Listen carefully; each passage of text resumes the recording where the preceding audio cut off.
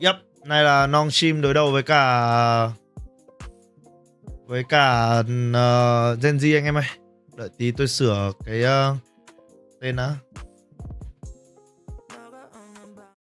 Hôm nay khó tôi bây giờ anh Crazy Guy to à? Hay là để off cho anh Crazy Guy stream nha anh em nhá. Đùa. Giỡn.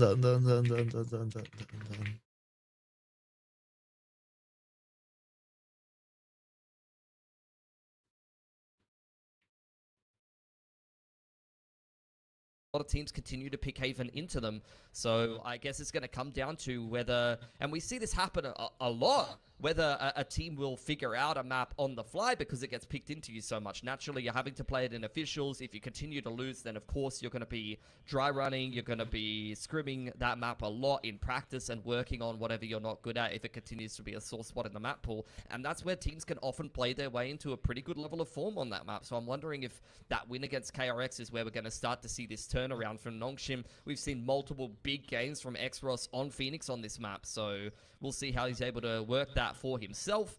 You see the core of this comp between these two teams relatively similar, but a difference in GENG thắng 3-0 300k. Ok nha, Võ Quang Dương ơi. And Lakia with once again the binder out, as you put it, as he's picked up the fade versus the Sova. Yeah, I mean, that's, I think, one of the ones where I'm like, I think that this could maybe get reconfigured a little bit, but Lakia has shown that he's able to get, you know, an immense amount of value when it comes down to playing the Fade. Obviously, Nightfall is great whether you're playing for a retake or just trying to take the site in general from the attacker side. But he has had very good combos setups. Cảm giác mấy anh em cutter nước ngoài này xử lý ánh sáng cũng chưa ok lắm nhỉ anh em nhỉ? Mình đang có khi là phải học mấy anh em bên CAG thì anh em ạ. Chắc là tôi phải hôm nào tôi phải mời Phan Hoàng một chầu cà phê gái để xem mà có cách nào để mày cải thiện quả ánh sáng ở phòng, tức là gọi mua thiết bị nào cho phù hợp với anh em ạ. Yeah, thiết bị ở trước mặt thì tôi được tư vấn rồi. Có map 500k, ok nhá. Anh sẽ win á. Anh cổ vũ GENG. Tầm ra dưới 1 mét. Có phím nào rapid ngon không anh á? Có con mát 60 đấy. Ok, hoặc là nano 68 em ạ. Cũng được.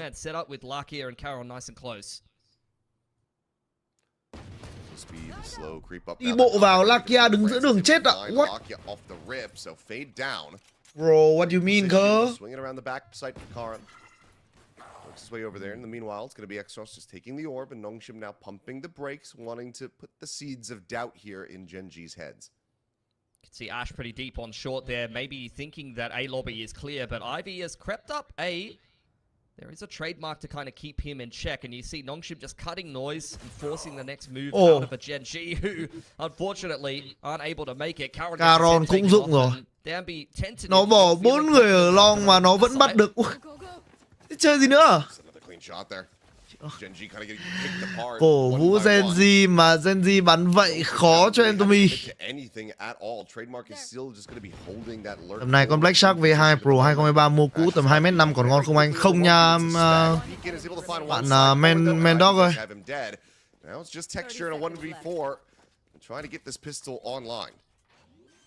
Nói thật với cả mọi người là bây giờ mua đồ Razer thì chỉ mua đồ ấy thôi nhá anh em nhá. Mua gọi là gaming gear, gọi là bao gồm chuột phím rồi nhá. Hay là pad chuột cũng tạm đi. Chứ nói thật với anh em là bây giờ đừng bao giờ mua đồ gaming mua đồ audio của các hãng gaming. Nó giống như kiểu bắt một con cá leo cây vậy anh em ạ. Thật sự nó là một cái gì đó nó hơi buồn cười.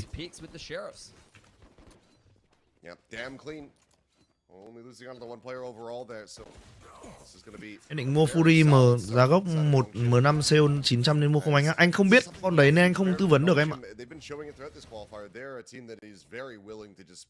Map 1 này nếu mà cứ bắn như này thì khả năng là NONGSHIM không có gì khó để win anh em. Trông GENG như kiểu đang buồn ngủ ấy. Cái rao lục nó diễn ra cực kỳ nhạt luôn nên là 4 ông quắc chay ở C-Long bắn chết 3 người không sai. Hay. Hay này, 2 mạng luôn. Texture setting up his team incredibly well as Downbeat's just going to go on walkabouts, swings the corner. Decent damage could be found here onto a couple players, and he'll tuck back over onto the side. Prowler will get the munch, but Này trai. Cuối cùng thì hai mạng duy nhất có được vẫn là từ Texture anh em ạ. Quite happy with that as Texture though. Picking up two players. Anh ơi, game này có cần SOCD không? Thực chất thì chả game nào gọi là cần cả, nhưng mà kiểu có thì tựa game này em sẽ strip nó mượt hơn theo một cách nào đấy. Nếu em dùng quen SOCD thì em bật lên, không thì thôi. Nó không phải là cần hay không mà là mình có thói quen dùng hay không thôi. Cần thì luôn là không cần lắm anh em nhé. Chỉ là anh em dùng, anh em có quen với việc sử dụng nó hay không thôi.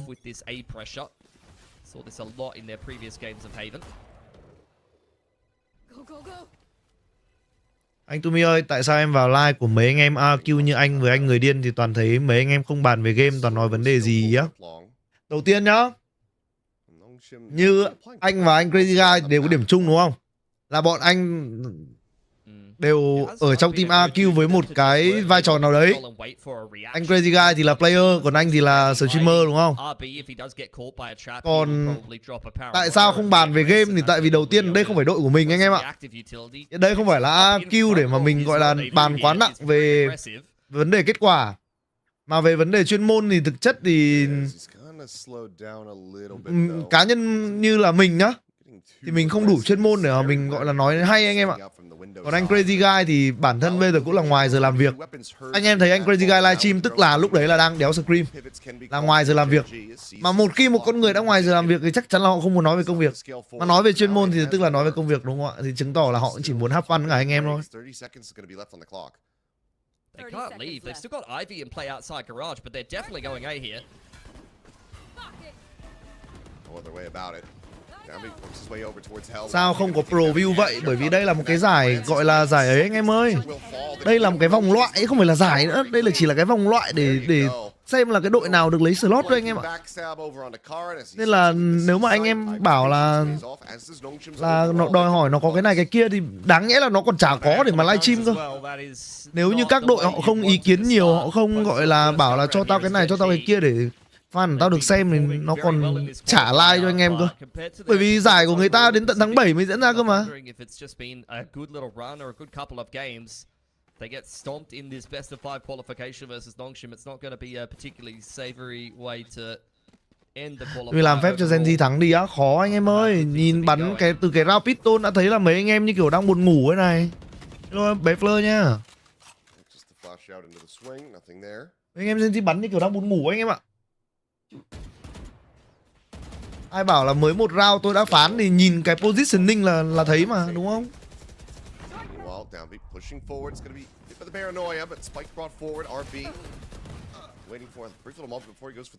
Kiểu nhiều khi mọi người xem tier 1 quen rồi nó hình thành một cái việc đấy là kiểu anh em quên mất là có rất nhiều giải đấu được tổ chức online ấy. Cái vòng loại này được tổ chức online là một ví dụ này.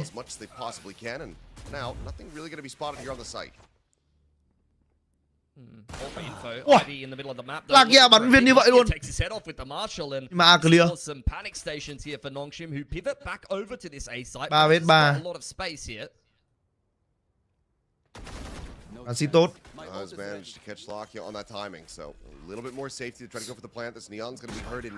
Giải này bắn bản nào anh em nhìn xuống góc dưới cùng bên tay phải nhá. 12.08.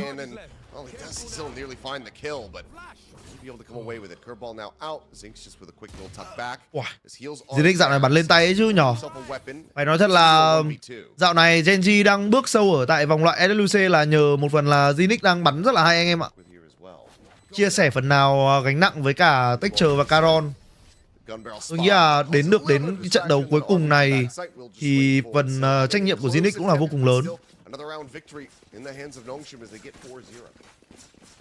Immediate timeout from Solo. He's not playing around here. Not going to allow GENG the extra time to figure it out on their own. He's seen something that needs to be remedied immediately. I mean, I don't think that half buy was particularly poor or by any stretch of the imagination. You've already got some decent guns out of the hands of NONGSHIM, although their economy is still looking good. You forced out the run it back.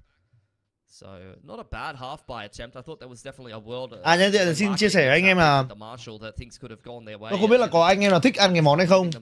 Nhưng mà cái cherry sấy này của Hontaki ấy, tôi thích ăn cái này vãi luôn ấy.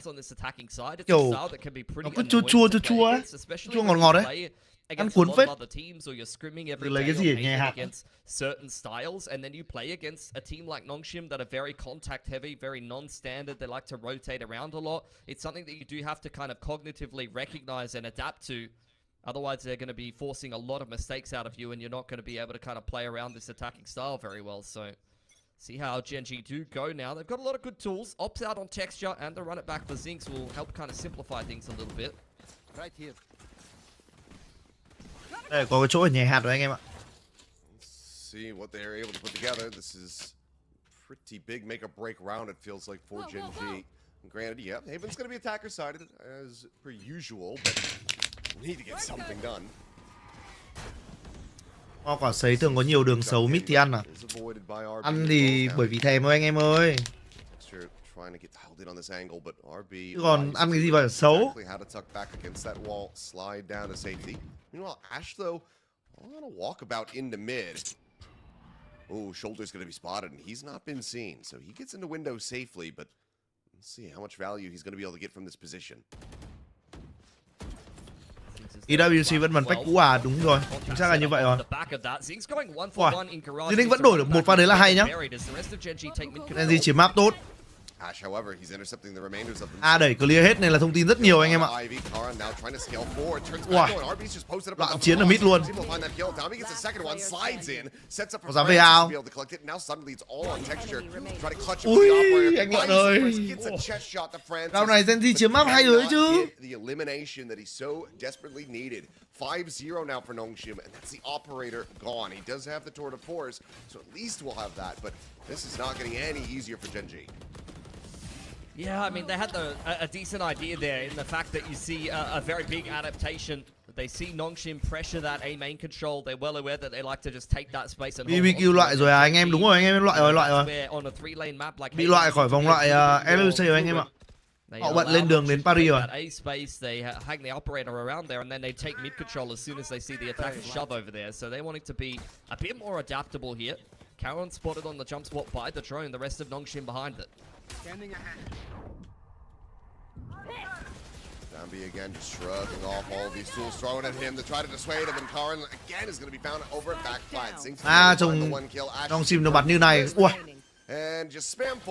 Ê, tôi nói thật là khó vẽ nụ cười dành cho Gen Z nha anh em nhé. NONGSHIM nó bắn như này thì khó nói. Một mình tách chờ chơi game cứ thế thôi. Immediately forced him into a retake. He's already been flanked by Viên.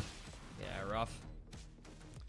Another round for NONGSHIM. 4 players surviving. They do have the run it back in play on both sides, but you haven't really seen Zinx being able to get that much value out of it. I mean, they've got kind of a retake starter pack in the Nightfall and the run it back, but just haven't really found the clean execution they've been looking for. A lot of these rounds have been kind of decided by NONGSHIM choosing where the contact is taken and what timing is taken on the attacking side, and it feels like GENG are always just kind of responding to that pressure a little bit too late. Back in with the operator. 2 ultimates committed into that previous round.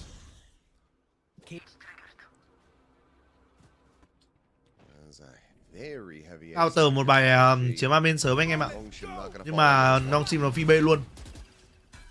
Đánh giá là Abicon thì cũng phản ứng nhanh khá tốt.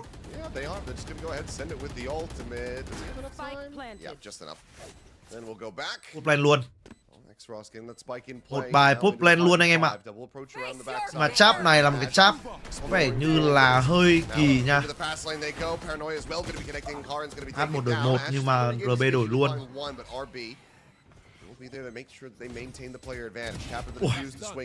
Hai nó bắn vậy thì ok đi anh em.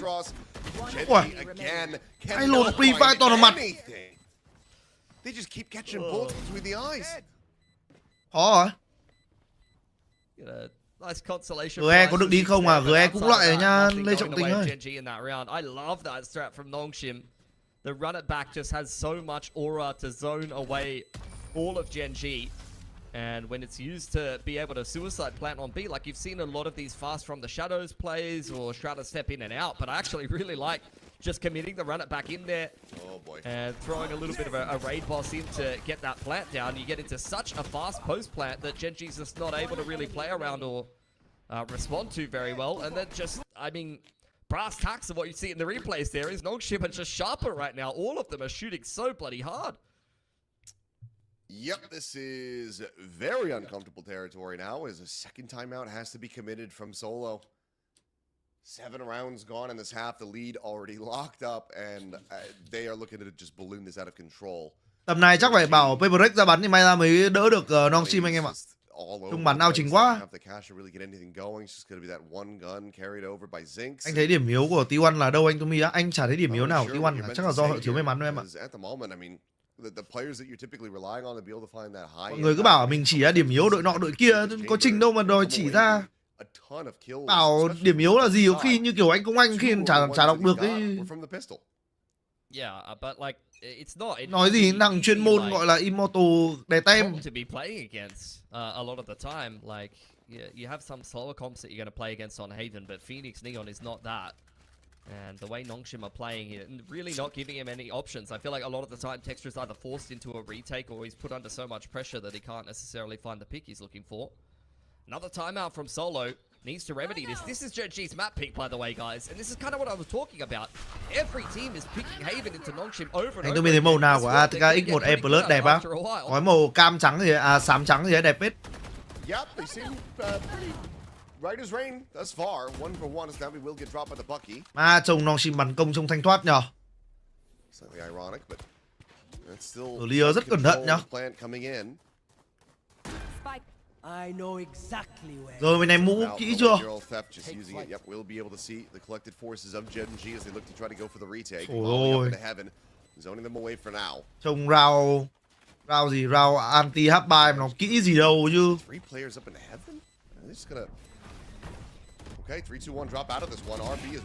Ác mượt phết anh em ạ, mà không đủ. Still is going to be able to find a kill from on high. Takes out Ivy, but Texture thì vẫn ghê nhá, Texture vẫn kiểu đều frag ấy. Mà nếu làm gì được anh em ạ? Nó bắn nhá, cứ 1 phút 20 giây, 1 phút 20 giây, 1 phút 15 giây đặt bom. Xong bên kia cứ đi retake thôi. To be fair, they just beat KDG, so you probably wouldn't want to be KDG at this point in the qualifier either. That was a nice attempt at dropping out Heaven. I don't think I've seen a Phoenix downwards curveball like that into Hell. I thought actually they were going to get a little bit of space off of that, but no. NONGSHIM just bang them straight out of the server as soon as that A retake is attempted. Once again, NONGSHIM is keeping things simple. It's a 1-4. Dodging out the C's as Stanby looks to take some space in towards a lobby. Curveball probably going to push Lark here off the line here, and that's where I want to keep. Tôi nghĩ là bản thân GENG nên nghĩ về việc chơi lại cái com Viper mất này anh em ạ. Prowler confirming that NONGSHIM are indeed outside of A, and Larky is just. Tôi nghĩ là họ thực sự cần nghĩ về việc chơi lại cái con Viper ở map này. Hai Dolith có vẻ là không hợp với cả lối chơi hiện tại của GENG đâu. Ít nhất là ở map này là như vậy. Ở map khác thì ok, nhưng ở map này tôi nghĩ là nên bắn Viper Killjoy. Do you just hold on to the op, let this get away from you, or do you try to play this one forward and potentially risk it and then not have an op for the entire remainder of this map, this half potentially? Just push forward, gets a barrel stuff kill. RB dead, swinging out, reading the Phoenix. He knows exactly where Ekatros is at, but he just can't do anything about it. Các com như thế có khác nhiều không á? Có chứ. Nói chung là nó là một cái thế kéo búa bao của các com anh em ạ. Cái này thì mình cũng gọi là được học mod của các pro player, họ nói nào mình biết thế thôi, vịt nghe sấm thôi anh em nhá. Nhưng mà nói chung là nếu như anh em bắn team com default ở map này, tức là 2 initiator ấy, đấy gọi là default ấy, hay còn gọi là brick cipher. Nếu anh em bắn brick cipher thì nó sẽ là cái com default nhất, và để cái com gọi là cao tới com brick cipher đấy, người ta sẽ sử dụng một trong hai com, hoặc là com như kiểu là bên NONGSHIM đang bắn, hoặc là com như kiểu là GENG đang bắn. Nói chung là sẽ sử dụng gọi là double delete cộng với cả Chamber để có thể tạo được cái sự đột biến về gọi là lợi thế về người nhờ những cái pha first pick có lợi thế, anh em hiểu không? Đấy là cái đặc điểm của hai cái com. Và cái com thứ ba là com chỉ vận hành một duelist. Đấy chính là com Killjoy Viper. Đấy. Thay vì bắn Brick thì người ta sẽ bắn thêm con Killjoy, con Viper. Còn cái con fix cứng ở map này thì sẽ là Omen và Sova là những đặc vụ được fix cứng. Đấy. Thì nếu như anh em vận hành cái team com mà hai duelist hoặc là có Chamber ấy, thì mục đích của anh em khi mà tham gia trận đấu sẽ là làm thế nào để tìm được cái thằng ini của bên kia, ví dụ là Brick, Bờ Điểm các thứ ấy, ăn thằng đấy xong hoặc là ăn thằng Smoke là bên kia khó set bài, sẽ lối chơi sẽ coi như là đi vào bế tắc. Nhưng mà thế mới đẻ ra một cái lối chơi thứ ba, đấy chính là lối chơi Viper Killjoy. Cái lối chơi Viper Killjoy đấy thì nó sẽ khá là counter cái bọn hai duelist này, bởi vì là kiểu anh em bò qua tường của Viper hay là bò qua đổ Killjoy nó rất là bất lợi ấy. Đấy. Thế nên là cái lối chơi đấy nó là gọi là counter lẫn nhau. Nên là có những cái sự gọi là suy tính khi mà pick đội hình.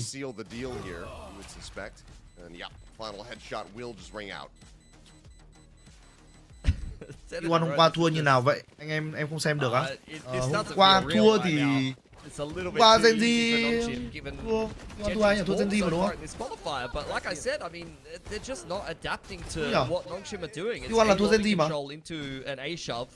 Lucky has been by himself again. The Neon's not fast enough to flood into the site. Carol's trying to run in and help him in Paranoia, but he's not having the best of games. GENG bắn tốt. GENG bắn hay luôn đấy.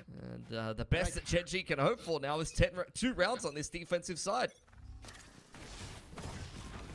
Yeah, and some tells me that's not going to be enough. Get a little crunch attempt here, but Ash is still going to be traded back as Dombi. Không ai thôi, không ba hôm qua BO3 mà. Just slide in through that fast lane, pick him apart. So early advantage lost. Zinx, given where he's playing, the run it back is all the more risky here. It's a good push from Lark here in towards lobby side though. That allows them to just sit on this garage stack despite the fact that NONGSHIM is cutting sound. Actually needing to hit the shot. Ôi, is a little bit thế mà lại ăn được texture ạ? Wallbang shot from Ivy, but Zinx still doing well to hold. Ui, Ivy nó quay mặt nhanh thế. But he never commits the ultimate, so he just ends up dying. He loses his life, and now this is into a 2v2.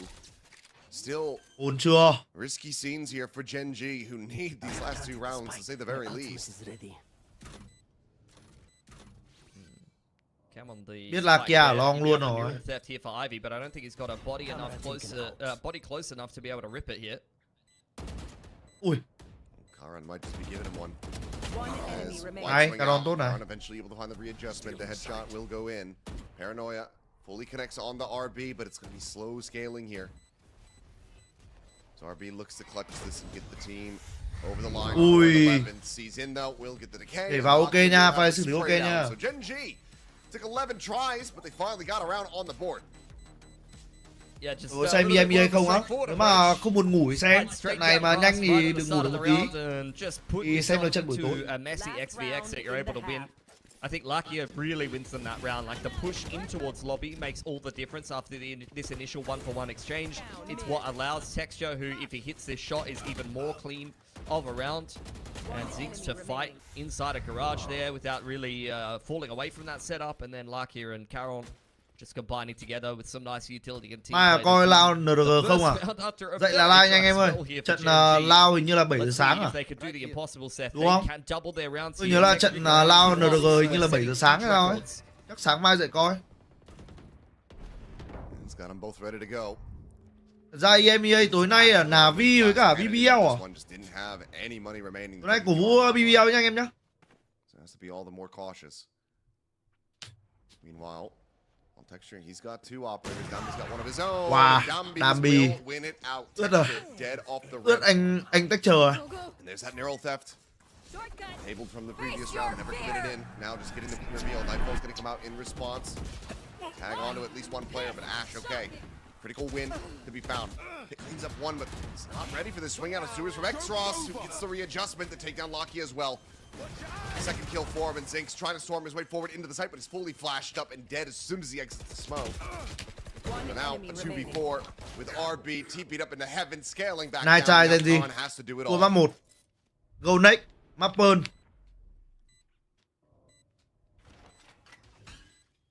They're just so fanned out. This would be miraculous for him to find it, and he cannot. Downbeat with another. Scoops up the kill with the off, and that is 11-1 at the half.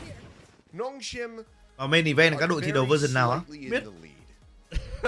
Chưa confirm. So bad. Like, what am I watching? I thought GENG is pretty decent at this map, I'm not gonna lie. And NONGSHIM, like I said, they were on a massive loss streak up until they won that one game against KRX. They finally broke their loss streak on Haven, and now they look incredible on it. Maybe they just needed that one Em win ơi. and they've just powered up. Từ giờ đến LOC ấy. But I mean, Chắc phải còn qua một pack nữa cơ. they need to power Lo. up. They need to do something. They need Chịu to ơi. pull up a miracle run back. 11 rounds in a row. We'll see if they can get it done. We'll see if they can get the pistol when we come back after the halftime break.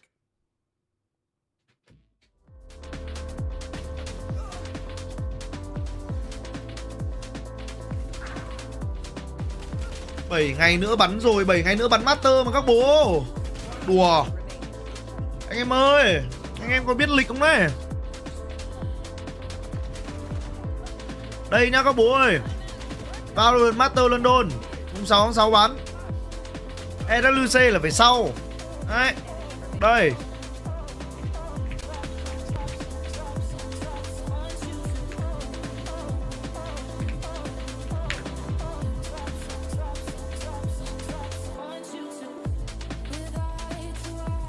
Mùng 2 tháng 7 mới bắn. Đây tôi điền vào cái lịch này của tôi cái.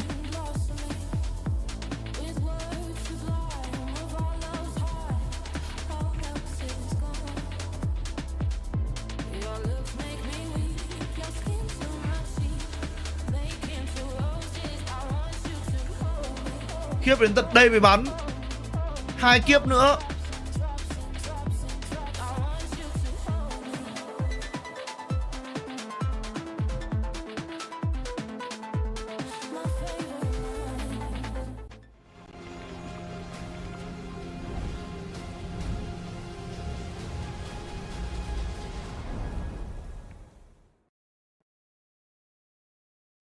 Okay, we're back, and it might not be for very long. 11-1 is the scoreline, as NONGSHIM Red Force have absolutely run over GENG.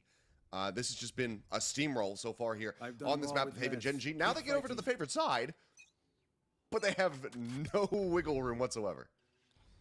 Time for another vintage comeback then. Ash on the jump spot. Do you have the progression smoke coming up towards top C, denying some info as you see Zinx pick up the orb. Already one towards the run it back. Texture on the other side of the map, waiting for someone to peek him. Playing quite safely around his rendezvous, but Francis not interested. You see a big move back over to that C spite. But after Damby gets the jump spot there, you're already seeing movements here from NONGSHIM. Trying to make sure TVD là viết tắt của gì đấy á? TVD cụm từ khá phổ biến ở trong tiếng Anh. Đấy là to be decided. Okay. From Texture. That's gorgeous. It's a gorgeous shot, and it's necessary. Finds one. He was good for 2 in the opening pistol. See if he can find a little bit more here. Đúng nhỉ, mình nhớ đúng không? Từ ngày xưa mình đã gọi nó là to be decided rồi. Không nhớ nữa. And okay, it looks like GENG, they found their footing a bit. Now the biggest Got a plan? Okay, there you go. Tiếng Việt là gì à? Chờ quyết định à? I think we can start talking about the next round. Is that Chờ xác nhận, chờ quyết định kiểu đấy. to force. GENG, are they prepared for that? Is my question. I think they would love force, to be honest. That's a nice pick from Ivy. Would help them snowball. Yeah. He's got the camera. I mean, it could be on for a clutch here. Never mind. Okay. Hay này, ăn được cái piston 2 anh em ơi. GENG gỡ được một round.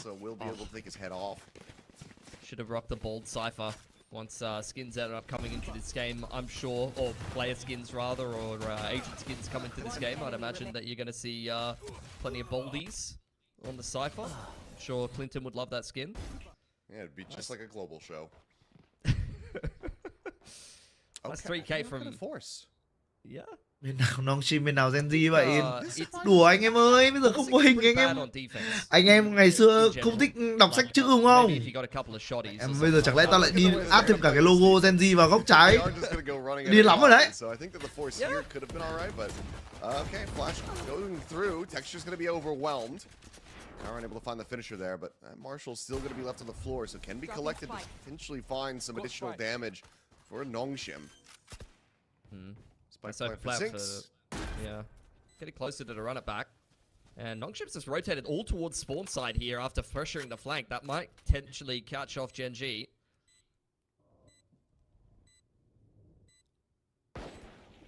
Marshall leading the charge. Shots fishing for some contact here through the box. None to be found. Gonna have to reload that. And NONGSHIM looking like they might just be fully content to sit back and die to the spike from this point. Don't want to allow for Zinx to really find too much, and this would be pretty risky because he's got a Guardian. It's a good weapon, but well, he finds one.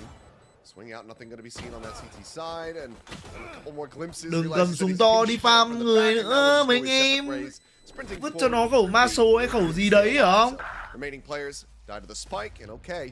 2-0 start in the Vứt cho nó khẩu Maso hay là cái khẩu gì đấy trông nó dễ hơn. Taking all the necessary steps, one off the run it back here. This is where as GENG, you might even throw a progression smoke top C and maybe make NONGSHIM worried about the fact that you might go ahead and farm the orb over there and make a play somewhere else. I think a lot of teams will go for the Phoenix orb here, but it is a play that is definitely punishable, and I wouldn't be surprised if NONGSHIM does Bây giờ exactly trận chung kết this. C1 tối qua như nào á? Có xem đâu biết. Tôi là fan MU, anh em bảo xem trận đấu giữa PSG cả Arsenal. Chả liên quan gì đội mình luôn. Three players ready to swing and spam.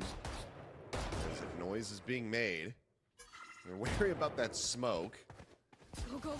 Perhaps somebody's got. Mặc dù là tôi không thích Arsenal nhưng mà tôi cũng không đến mức gọi là hết watching cái đội này đâu anh em ạ. As Ash will just collect that spike off the ground, but now trying to play this out 3v5. Anh em cứ chê Arsenal đá bẩn mắt nhưng mà ý là chất lượng đội hình của người ta đá đến vậy thôi. Lối chơi của người ta vậy, anh em lại kêu người ta đá bẩn. Đội bóng nào chả có gọi là lối chơi riêng. Có thể nó xù xì, có thể nó xấu xí một tí nhưng mà hiệu quả đối với người ta là được. Đâu cũng đâu có kết thúc ở sau phút 90 đâu đúng không? More noise made here in mid. As okay, Texture will be able to catch one. Slide in though. And Dambi doesn't get it done. Ash holds his own. That's a critical. Đưa về được 3v3 là cửa sáng nhá. 3v3.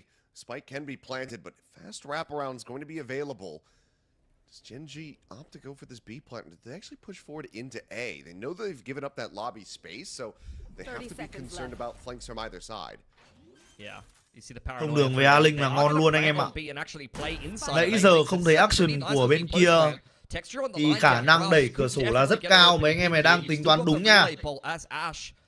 Cho Chamber lock cái ceiling. Còn lại hai anh em sẽ bắn từ A Linh là đẹp. Vẫn có một người đang muốn móc là vị trí của Ivy. Ivy khả năng cao sẽ bắt lại với Texture anh em ạ. Bởi bò chay mà. Gì ấy, anh Lợn ơi. Puts the operator down to the floor. Ash again, down to half HP. Hôm nay cover nhau 1v1. Hai Caron. Đây đáng nhẽ phải là free kill cho anh Lợn rồi đấy mà nó ra nó pre fire phát mặt ạ. Thằng Ivy nó ra nó pre fire cái bốp vào mồm anh Lợn. Chịu vậy. Dropped over to Texture as well, so that'll be safeguarded on the side of GENG, but NONGSHIM definitely put through their paces, and I mean, they're quite fortunate to be able to work themselves out of that 3-on-5. Like, that C-trap worked perfectly for NONGSHIM. I think going for the orb there is far too played out and gets punished quite a lot of the time. Win bonus giữ được ốp. Cảm giác là round này khá được ủng hộ đến từ GENG. Một mạng easy cho anh Lợn. Hát cũng một kill nữa. Stack 4A. Nói lộ không? Lộ rồi. Tốt. Farm easy luôn. Ngon luôn. Có khi là dãy được đấy chứ. Yeah, they've got a lot of momentum now. Still trailing 6 rounds if they get this round done. but have safeguarded their economy a little bit. Ivy looking to keep things expensive though. Kìa, cứ nghĩ kiểu mình là meteor ấy nhở. Yeah, and that will be at least one gun dropped over here. Trip will reveal that Zinx is top B if it does get broken. Cage triggered. Zinx ở móc đến nơi rồi. He's managed to slot in, get that gun. Zinx is going to be on the prowl, trying to take this out of his Không được không? hands. Lấy được khẩu súng không? He's going to get Thấy the rồi. angle wide enough Chắc though bỏ anh em ạ. to come away with that elimination. With the time gone, we'll just have to back off into B. So Ivy will be able to retain this Vandal, carry that forward into the next round for his team. But a 5th round win going to be found for Gen G, who are starting to make this look a little bit more plausible. For sure. They're usually distracted once I reveal. Starting to get the ults rolling as well now. Run it back online here for Zinx. And I think winning this A lobby fight, even only against the pistols, is somewhat important to just condition NONGSHIM to respect that A fight a little bit, not just kind of autopilot their way through winning it. But as I kind of expected, as soon as NONGSHIM loses an A lobby fight, that you can bet your bottom dollar that next round they're force stacking A and they're going to fight it again. They really feel the need to assert dominance.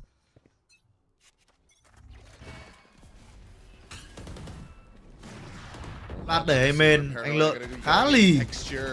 Ôi vẫn bị spam chết anh em ạ. Lộ tiếng. They know exactly where he's rendezvous to. The wall is weak, so kill gets cleaned up. That's that operator now taken out of the fray, and the initial spam here from Zinx, not able to find that tripwire. NONGSHIM already playing around this potential B pivot here. See the blaze wall invested. The trip was never dealt with, so if you are going to go B, you're potentially going to get slowed down. And there's already 3 players here from NONGSHIM. Yeah, this could end up being a big egg on the face moment for Gen G if they commit to this, but help. Làm B2 à? He's at plat, and he's got an operator still. Về xe nhanh quá, bọn kia không bên Gen G không để đỡ đáp được. Looking to reclear this garage position. We'll just Hết rồi. damage exchange. Rồi đến vậy rồi. As flash. Ivy chắc tay nhờ. Not finding much there, and Garon will just swing out to his demise. Locking out, looking to maybe do the same exact thing, and he shall. So a flawless round now for NONGSHIM to find their footing from the defender's side to get themselves up to map point. Gen G now. Hết rồi, tôi nghĩ là đến đây là hết rồi anh em ạ. Có thể nói là đến đây là hết rồi. Sao chắc anh em đang xem ơi, cho mình xin một like mọi người ơi, thank you mọi người nhiều. As the chamber, you are going forward to find picks, but also you can use the rendezvous to just be able to bait out a trap, but that's where you need to make some better and quicker moves on the map than Gen G did. They were well aware that there was at least 3 players over towards A. They might have even seen the Sova dart. So that's 3 to 4 NONGSHIM players on the A side of the map. You know that the rest of the map's probably just held together with trips and duct tape. But if you wait a good 20-30 seconds, you're never able to hit that timing. Again, similar. Mà nãy giờ RB khó chịu nhờ. Đẩy xuống shot, đặt smoke vào ngoài đứng ném paranoid, toàn bộ aim main khỏe vãi chưởng. Change up as well there for texture, making sure that he's going to be out of a position where he's going to be a little bit more safe. Aaron xử lý tốt. Up over the top of the site, he's able to find Ivy. So the initial volley very much goes the way of Gen G. 2 kills plus a smattering of damage can be found. RB able to fight back for a kill on Ash, but Lakia will trade him back. Aaron này bắn tốt ta. Now just Dambi. Dambi phải chạy rồi. Operator will just sprint out, at least faking the audio to make it seem like he's retreating, but the follow-up shot does not connect. But Zinx will still just swing into the angle here, however, in position to try to find this punish. Dambi well aware that they could be swinging in around him, as it's going to be texture. Setting up for Thấy xác thằng em rồi. Thấy xác thằng em Dambi rồi anh em ơi. Cậu béo căng rồi. Cậu béo căng tay này anh em. You know, burn a $400 in celebration. Why not? You've earned it at that point, and money not that relevant. Overall, if you get a reset, you've lost anyway. Nice quicker B play there from Gen G. I think recognizing that NONGSHIM is putting a lot of emphasis on the extremities so far in this game. We've seen them C-trap around the orb farm. Round này sẽ là một round vẫn bay được. Full buy đến từ bên phía đội hình của NONGSHIM. Không đẩy Amen nữa rồi.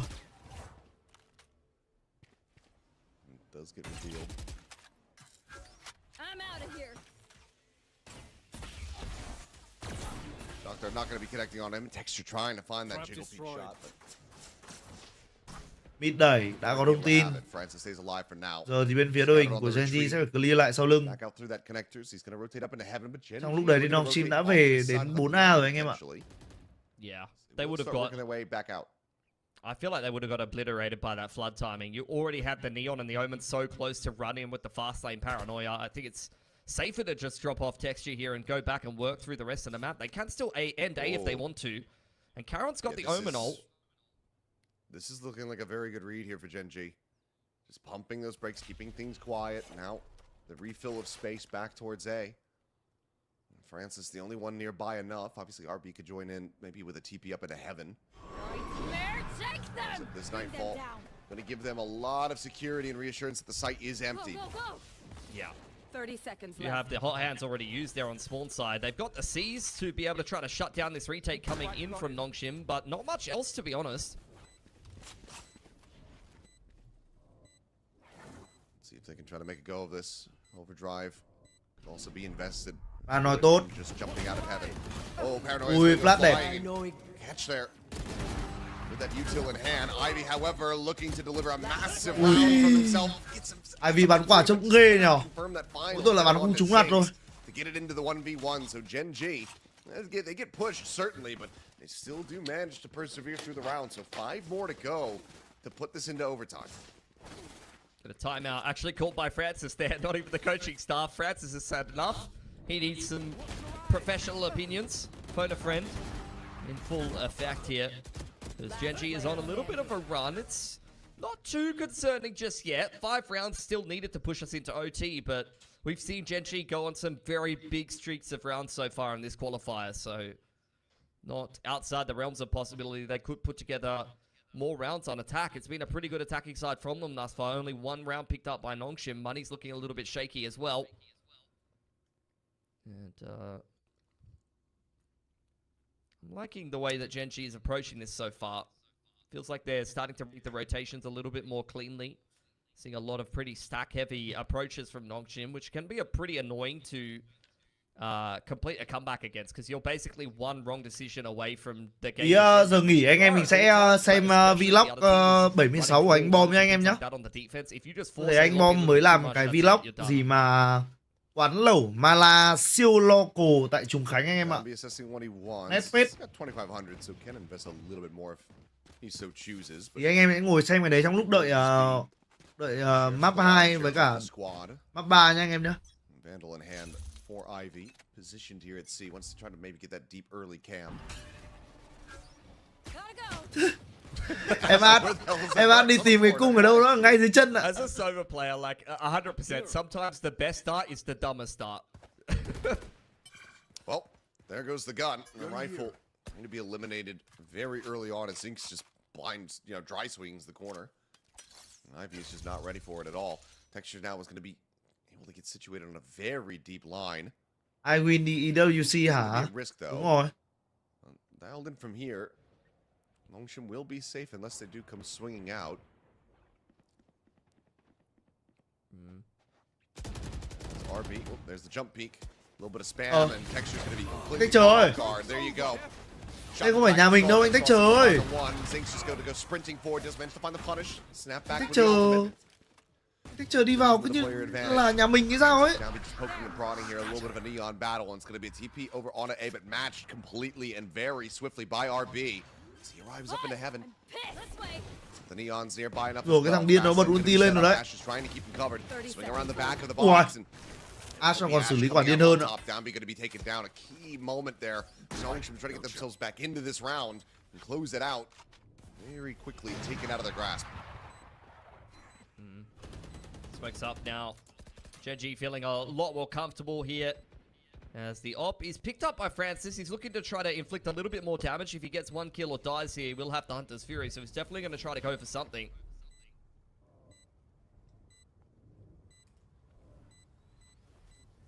Could potentially get this exit from the Omen. Ủa? Lakia, but no, okay. Lakia bắn quả lết căng luôn nè. Clean as well, doesn't even clip the wall. Just manages to take him down. RB now. Maybe try to see if he can get an exit, but Ash is already out there like a thief of the night. Keeps himself safe. Thì xích lại chứ, phải xích bằng được. So 4 more rounds to go. GENG. Không thể để khẩu ốp sống được anh em ạ. Like more and more of a reality with every single round that passes. Got a little sweaty there for a second. Texture sends it up into C and goes down, not checking the close corner of X-Ross, and then the run it back goes in and only goes 1 for 1, and I was worried that GENG was going to try to, force things. A little bit too swiftly there, but cooler heads prevail. They pivot to A nicely. And now 4 more gun Này bắn ở nhà á, đúng rồi, bắn ở Gaming House đây anh em ơi. NONGSHIM fight for A lobby, and they have the Hunter's Fury to fold into this one, so this could be quite deadly. Ash realizing where the dart was going to be. A little bit faster this time around. Prowler getting that spot out, and GENG incredibly well aware that this space has been taken. Drone goes forward looking for texture here. Inside a window, and we'll spot out the chamber on the close line. Yeah, Hunter's Fury now going to be invested as well. Just try to flush him out. Pushed him away from window, but hasn't been able to find anything else on the follow-up. Texture, in fact, just manages to escape all the way up into B through that A connector as we play ring around the rosy between these two squads.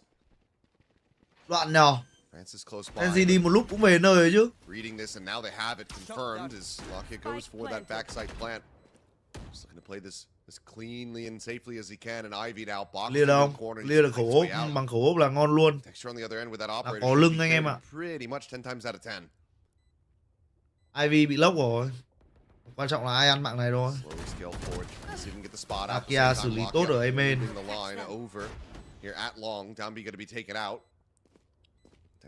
Ivy không đợi được nữa ấy. Lâu quá rồi, không thể đợi được nữa, đồng đội đang vào luôn rồi. Save rồi. Smoke now out to try to cover the escape through lobby. RB's going to go TPing forward. Zinx jumping out of the smoke will lose his life. So Francis is able to find that kill, but Ash. Vì đã mua donut với cả matcha chưa? Chưa có tiền mua anh em ạ. Mình nói thật là tiêu cho người yêu được, tiêu cho gia đình được, nhưng mà bản thân thì tôi hơi ăn mắm mút giỏi một tí anh em ạ. Đây, chia sẻ thật. Tôi có thể gọi là tặng anh em con chuột cái phím, nhưng mà đến lúc mà tiêu cho tôi thì tôi hơi...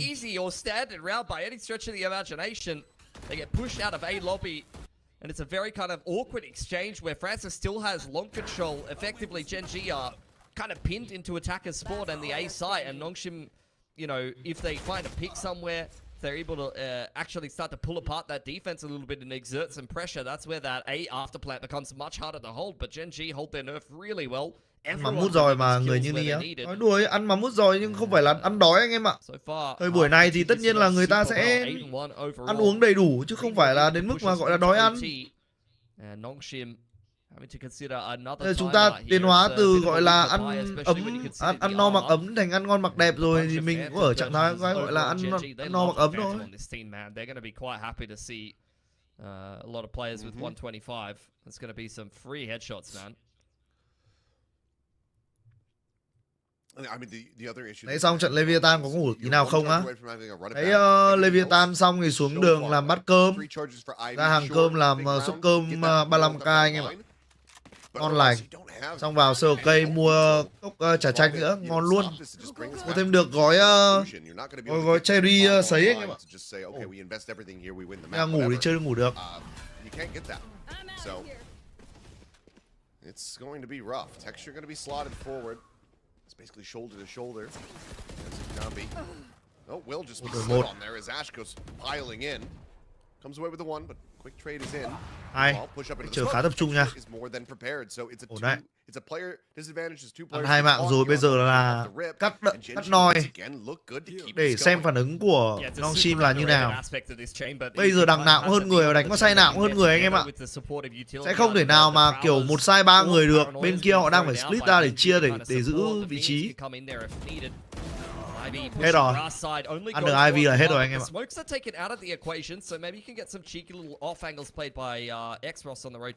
Nhưng mà X-Rod thì sao?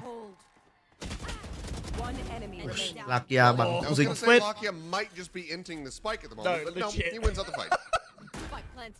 It was very brave. It was very brave to run up there by himself. He had no help at all. Yeah, Zinx was still working his way up through the garage, so that would have been a pretty precarious position to get themselves into, but he just survives with 33 HP. Cleans up the kill. Shadows traveling. RB now into a 1v3 spot. Should be able to maybe find that. Texture started paying attention to the garage. He was looking backside for a little while, but 1-11 thành 10-12 à? Finds that kill and suddenly hot play ai nhở? Sentinel sáng nay à? Anh em. Astounding from GENG. For sure. Code play It is kinda Sentinel sáng nay à anh em? hilarious, but I can only assume because Lakia especially is the player that's charging up C there. He is calling to go C, and I can only Đồng assume ý that rằng both đây teams là of một Texas map are not khá là realistic T-side đúng không anh em? in a 3-on-2, Khá là có lợi cho bên tấn Yeah. công nhờ việc là có which is, đa sai the để tấn man công. that's calling C that is called Nhưng you mà on bên phía a đội hình của massive NONGSHIM nãy comeback, giờ breaking down thì much coach intervention. họ đang làm gì vậy?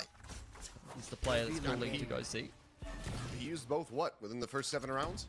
Yeah, I know. I mean, it really is Lakia's calling that's winning them this game. It's been phenomenal so far from GENG. They have a really good understanding of how to use the chamber as well. Wow, Slide in, Domby bắn dead. đấy thì cũng không trách được NONGSHIM anh em ạ. Bắn như pha vừa rồi thì không trách được NONGSHIM. Chờ nhập vai điên luôn đấy. À đâu phải nhập vai, gọi là nhập tâm nhá. One texture shoulder, I guess. Keeping him protected in that little moment. I believe it. Như này mà. He's been playing this qualifier. Mẹ tự nhiên nãy tôi mới check lại là mình trả tiền những dịch vụ gì trong một tháng thì mình thấy là mình mất tiền nhiều phết đấy anh em ạ. Tiền mạng dù là dùng như cứt nhưng mà vẫn là 360.000 một tháng. Spotify 70 cành.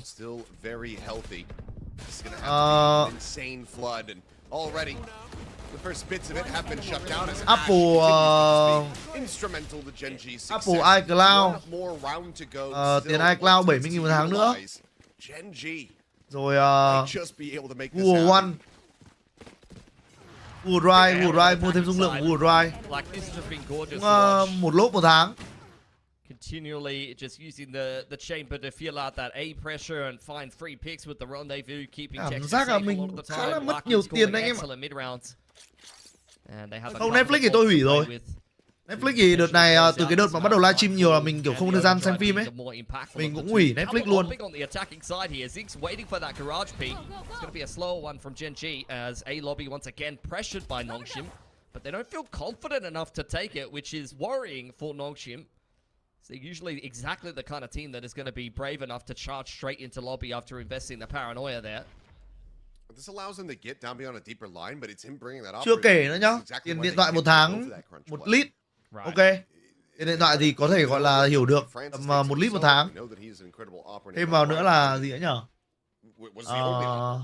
Tiền TV 360, dịch vụ TV 360 70 một tháng nữa. Chính là mình nhiều phết đấy. Kiểu không để ý ấy. Ai? Dạo này NONGSHIM đóng hòm luôn không? Ăn được tách chờ sớm này. 40 health remaining, and he is maybe feeling it now. Starting to become a bit of a madman once again as he scales back in for this peak.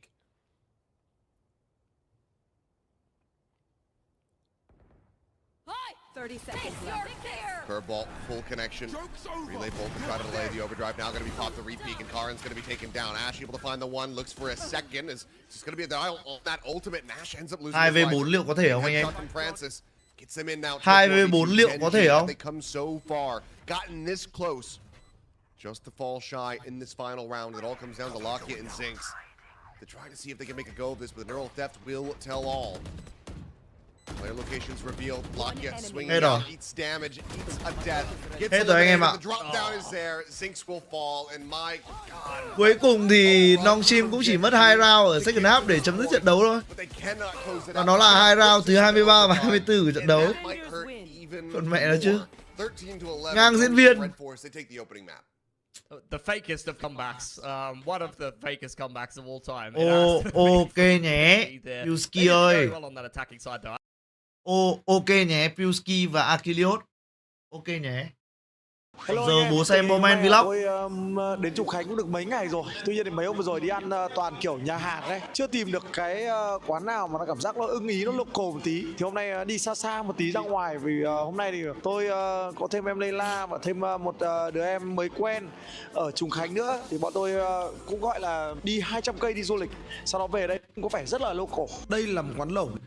Nó cũng trung tâm nhưng mà nó ở góc khác, tình cờ tìm được một... Sao thằng Layla cứ như giống mấy cái thằng Thái Nhân Cách ở trong mấy cái Hay là ông Weibo nào trông cũng như này anh em? Ý à, ở công ty tôi, công ty tôi ấy, Weibo thì ít ra trông cũng gọi là đẹp dai sáng sủa như kiểu là anh Trọng Linh. Không thì cũng thư sinh kiểu như anh Wilova mà nhở.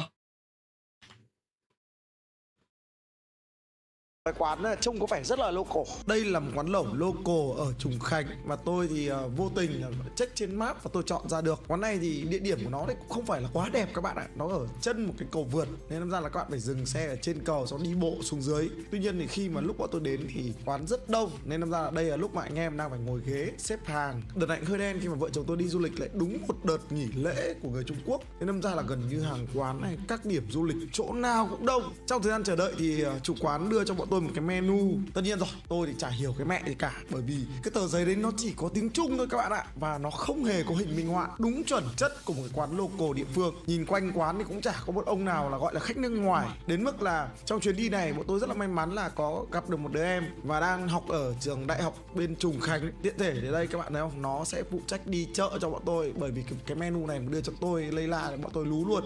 Và kể cả vợ tôi nhiều lúc cũng không thể gọi được, bởi vì đơn giản là có rất nhiều những cái từ ngữ nó hơi bị chuyên ngành một tí. Chưa kể là cái việc giao tiếp với cả người dân ở Trùng Khánh hay là ở Thành Đô thì người ta nói giọng địa phương ấy, nghe cũng không dễ dàng tí nào đâu. Đầu tiên thì rất ấn tượng với cái quán này đó chính là cái thực đơn, một cái menu toàn tiếng Trung Quốc, chả có tí tiếng Anh hay cũng đéo có hình ảnh tí đéo nào luôn. Tôi lú hết cả đầu. May quá hôm nay là có con em cũng viewer nhưng mà nó lại đang học ở bên Trùng Khánh, nên ra là nó cũng ra hỗ trợ cho phiên dịch với cả chọn món cho, chứ không thì tôi với Leila thì chắc là quả này lú hết cả đầu luôn. Cái này là cái must try ở cái quán này, còn cái này là kiểu mứt chai đúng không? Mình cứ bò ở mứt chai là được em ạ. Là Linh nó vừa kêu là nhiều thịt quá, nó không biết thịt nào là thịt nào hết nên nó phải vô nó hỏi chủ quán đó là thịt gì. Đến người học ở đây 3 năm biết cả tiếng Trung họ nhìn cùng lú, huống chi anh em mình. Đấy các bạn thấy không? Đến một người ở bên Trung Quốc 3-4 năm rồi, nhìn cái menu còn đang nún ăn thì làm sao mà tôi những cái khách du lịch là hiểu được cái menu đấy được. Rất may là nó lại được cái là đại sứ giao tiếp nên làm ra nó cầm cái menu vào gặp thẳng anh chủ quán hỏi trực diện luôn. Nên ra là rất là may mắn khi bọn tôi có nó trong cái chuyến đi này. Quan trọng nhất là phần bia nha em nhé. em không biết là bia gì nhưng mà nãy chỉ biết là bia. Chỉ biết là bia. Bạn Linh này thì hình như là có chơi ở trong Discord với cả mấy anh em tôi anh em ạ. Đấy có một số cái thì nó dịch hình như là có chơi ở trong Discord cùng. Tuy nhiên bạn của Leila. Giang Tiểu Bạch là bia đó gì nhỉ? Sao nó lại dịch như thế nhỉ? Đại Giao lúa mì trắng. Ôi sao lú thế nhỉ? Giang Tiểu Bạch 300ml thì tôi biết được nó là cái gì. Lúa mì trắng. Nói chung tên nó nghe nó mỹ miều, nó hoa mỹ lắm. Em ra là cực kỳ lú luôn. Anh có một cách khác để mình gọi bia. Kinh nghiệm tôi khi mà đi không biết hình ảnh của các chai bia Trung Quốc như nào thì mình sẽ đi vào các bàn nhậu. Tôi sẽ ngó qua xem là các chú uống bia gì thường sẽ là ngon. Và tôi đang đi khảo sát quanh các bàn nhậu, xem thử xem là các chú, các bác ở bên Trung Quốc thì người ta uống bia gì. Thì thấy đa phần mọi người uống bia tu bốc rất là nhiều. Xen kẽ thì có một vài mâm thì có một vài cái loại chai bia khác. Tuy nhiên thì tôi nhìn cũng không rõ lắm. Sau khi đi một vòng tôi thấy rằng là cũng chưa check được cái loại bia mà tôi cần. Nên tôi nghĩ ngay rằng uống xong bia thì người ta phải để ra két. Tôi thấy ngay một cái khu vực để két bia. Úi giời, chạy vào tìm ngay vỏ chai. Lấy đây, tìm thấy bia local rồi. Uống này mới local. Tôi đã tìm được cái loại bia mà tôi mong muốn. Trên đấy nó có chữ Trông Quynh, còn cụ thể tên nó là gì thì thật sự tôi cũng không rõ lắm. Sau khi tìm bia Trùng Khánh ấy chứ nhở? Kiểu ảnh và đưa ngay cho con bé Linh để nó có thể check ngược lại trong menu. Bởi vì đơn giản là tên bia ở trong menu ấy nó lại không giống tên bia ở trên mặt chai các bạn ạ. Thế nó mới gọi là lú. Có chữ Trùng Khánh à? Không ạ, nó chỉ là cái này thôi. Tên nó không phải Trùng Khánh à? Không ạ. Đấy thấy chưa? Tên nó không phải là Trùng Khánh. Vấn đề là tên bia ở trên giấy nó lại không phải là như thế. Chính ra cái két này, một két là bia tu bốc, có nghĩa là ở đây các chú rất thích uống tu bốc. Nhưng thôi ở Việt Nam tôi không thiếu bia đấy nên đâm ra là không. Bọn tôi thì vẫn đang trong quá trình gọi là ngồi xếp hàng để lấy bàn. Các bạn nhìn thoáng qua là các bạn thấy rằng là cũng khá là đông, tại vì đợt này đang dịp lễ ở bên Trung Quốc. Sau đó lại còn đến thì quán cũng chắc cũng nổi tiếng, thì đâm ra là mọi người ngồi xếp hàng lâu. Đằng nào bọn tôi được cái là cũng không biết gì nhiều về menu nên vừa tìm hiểu menu vừa gọi món, nên đâm ra trong thời gian đấy thì cũng thấy cũng rất là có ích luôn. Tiện thể quay cái vlog đã đầu cho anh em luôn, chứ vào bàn luôn là tôi cũng không kịp quay các bạn ạ. Tí nữa vào để cho anh em xem nhá. là tí nữa vào thuần hốc mẹ rồi còn gì nữa. như nào. Chứ thường thì lẩu Trùng Khánh sẽ cay với cả mặn hơn so với ở Thành Đô. Thì trước đấy chắc là tôi cũng đã xuất bản mấy tập lẩu ở Thành Đô cho anh em xem rồi. Nhưng hôm nay là sẽ là một quán kiểu local Trùng Khánh. Chứ còn mấy hôm vừa rồi tôi ăn ở Trùng Khánh ấy, tôi toàn ăn mấy quán nó hơi kiểu nhà hàng tí. Tại vì cái khu vực tôi ở nó ở trong nó khá tắc đường, mà khu vực đấy toàn thế thôi. Hôm nay mới ra được ngoại thành một chút các bạn ạ. Từ sáng giờ là bọn tôi đi được khoảng 200 cây số, tham gia một cái đến một cái địa điểm gọi là Vũ Long. Trương Đồng Hùng NPC quá anh em ơi. Ở trên Discord nhá, cậu trả lời ngầu vãi lồn. Cậu nói chuyện ngầu lắm anh em ạ. Cậu đi sự kiện cậu này kia, cậu thể hiện cái tôi hiểu không? Ở trong game cậu farm aura. Ra đời, ra ngoài đời lên vlog của anh Bom, cậu nonchalant, cậu NPC. Ở trên mặt nền bình bằng phẳng đấy đâu, mà nó là cứ lên bậc với cả xuống bậc, cứ liên tục. Và thậm chí nó còn rất là chật, có những cái đoạn là chỉ có đi được một làn thôi, mà nó trơn trượt rồi đủ các kiểu ấy. Thế nên ra là đi về bây giờ đến đoạn này là mọi người cũng rất đói. Em Layla từ sáng đến giờ thì ăn được đúng một cái lạp xưởng. Sáng bảo ăn sáng thì đéo chịu ăn sáng, trưa bảo ăn.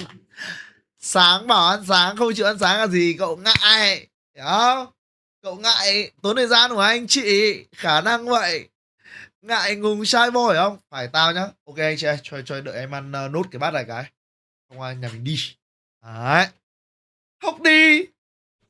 Đùa ấy, là tôi khi tôi cũng thế. Trưa thì đấy, đến lúc mãi đến 3 giờ chiều đóng được cái lạp xưởng và bảo em no rồi. Thế là kết thúc đến No bây giờ cặt. đến bữa này sẽ là bữa chính của nó. Trong Cháu này là cả con bé Linh này nữa cũng thế. Từ sáng giờ nó cũng được một cái lạp xưởng. Hai đứa này thì mỗi đứa được một cái lạp xưởng. Thế nên đâm ra là giờ là ăn cái nồi lẩu này chắc là chúng nó phải vét hết cả nồi luôn. Bọn tôi thì chủ trương ngày hôm nay là quán có món gì signature thì gọi hết, không cần nghĩ nhiều, chủ yếu để quay vlog là chính, ăn là phụ thôi. Bây giờ thì chắc mang giấy vào rồi. Bọn tôi bàn số 28. Với người ta đọc là cái gì nhỉ, nghi nhỉ? cậu beta ác anh em ơi. Cậu đây là beta vãi hồn mau Britter anh em ạ. Là Joe thôi. Mồm không bao giờ ngậm. Mau Britter. Beta nhảy tay anh em ơi. Thằng Layla đói lắm rồi. Thế thôi, chả mấy khi em Layla gọi là sang Trùng Khánh chơi, dẫn em đi ăn đi chơi bét nhè này. Tổng 2 ngày ở Trùng Khánh là bằng 60 mấy ngàn bước chân. Mở điện thoại ra cho mấy bạn thấy liền, uy tín liền. Không có bạn bảo về xạo ấy. Đây, hôm qua là 39.855 ngàn bước. Đây, đấy. Hôm nay là đã 20 ngàn bước rồi. Nhưng mà đây là địa hình còn vừa chật, vừa ẩm, trơn. Xong rồi cậu kể khổ. Xong rồi còn lên xuống dốc rồi lên bậc dốc. Đủ combo. 2 ngày ở Trùng Khánh gọi là thuần đi bộ. Nếu mà ai có ý định du lịch Trùng Khánh thì phải thực sự là training trước 1 tháng. Training là đi bộ. Chứ kiểu đối xử tệ, Trùng Khánh đối xử tệ với người mập nha. Rồi chấm. Giờ chân tôi là không đứng thẳng được, cộng không đứng lâu được nữa. Chân đứng thẳng là bị run chân nha. Rồi chấm. Chân tới giới hạn, không đi được nữa. Thằng em một nói gì vậy anh em? Quán này full tiếng Trung.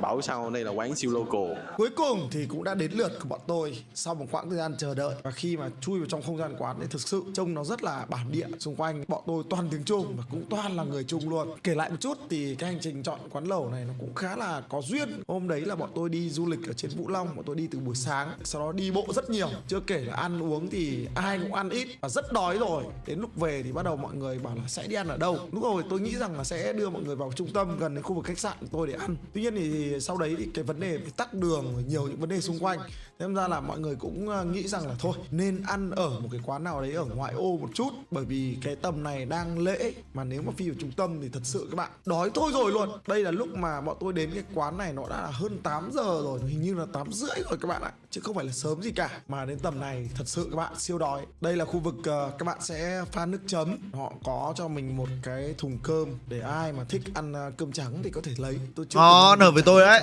Tôi ăn lẩu tôi vẫn có một chút tinh bột anh em ạ. Bên cạnh thì nó là quầy mà kiểu mì nó bị không ngon đấy. Thấy rất nhiều trong những cái vlog lẩu Mala trước của tôi. Nói chung quán nào về Mala chắc chắn họ sẽ có một cái quầy như vậy, thậm chí kể cả những cái quán ở Việt Nam mình luôn. Đây là một cái công thức pha nước chấm hôm trước vợ tôi đã học được của mấy chú bác trong cái vlog ở Thành Đô. Anh em ơi, từ từ nhá, có khi là chuẩn bị vào trận rồi đấy. Anh em Xem này, quay trở lại cái này nhá. Hard to say at that point, Xem tiếp you know, cuốn whenever quá you anh em play ạ. NONGSHIM, you know what you're in for. You just don't Hey. know if you can stop it necessarily. Chơi Yeah, that is very true. But if anh Bom chơi game thì tôi chỉ hay xem CS thôi. Tôi không hay xem Valorant, tại vì xem Valorant thì kiểu cảm giác anh Bom dễ bị clickbait quá anh em ạ. Đặc biệt là dễ bị anh leo clickbait, là tôi không thích gọi là âm thanh lớn nên là tôi sẽ không xem. Kiểu xem CS thì chill chill thì ok, nhưng mà vlog của anh Bom xem cuốn. Ok anh em ạ. Căn bản mình xem anh Bom mình cũng học hỏi một tí, biết đâu sau này đi thoảng đi quay vlog, em Tumi đi trải nghiệm các quán ăn Hàn Quốc ở tại khu vực Mỹ Đình chẳng hạn đi. Sau này là thay vì Harry ở bên S-Channel thì lại là em Tumi thì sao, đúng không? Đùa với bạn Harry đấy, gọi là tìm hiểu văn hóa Hàn Quốc sâu phết đấy anh em ạ.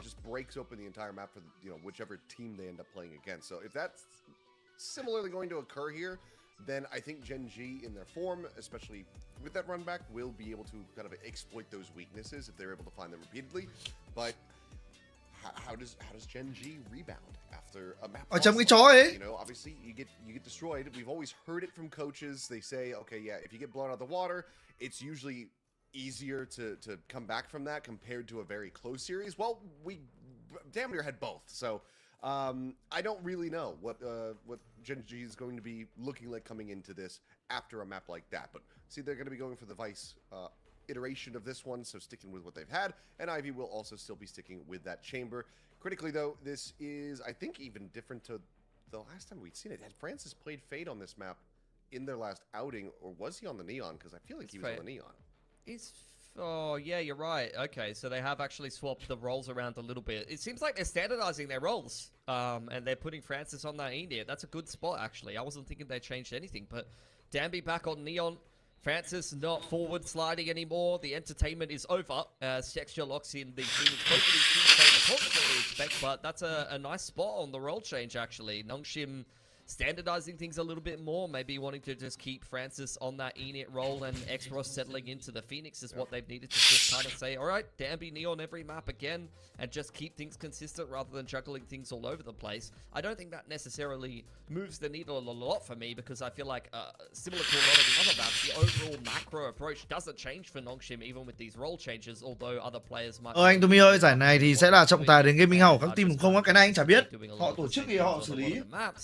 I kind of agree with you though. I think Ivy on the chamber doesn't necessarily. Thường sẽ là trọng tài trực online thôi, chứ còn giải này live kiểu gì có delay. He's only had one really bad map, and in a lot of the other maps he's just going okay on the chamber. Yes, he's still challenging a lot of the info lines. He's still absorbing utility, but I feel like Ivy is just going to be better on another agent, particularly a little bit more active on the lurk, and maybe on something like a Cypher, he does actually get more value out of double trip scam.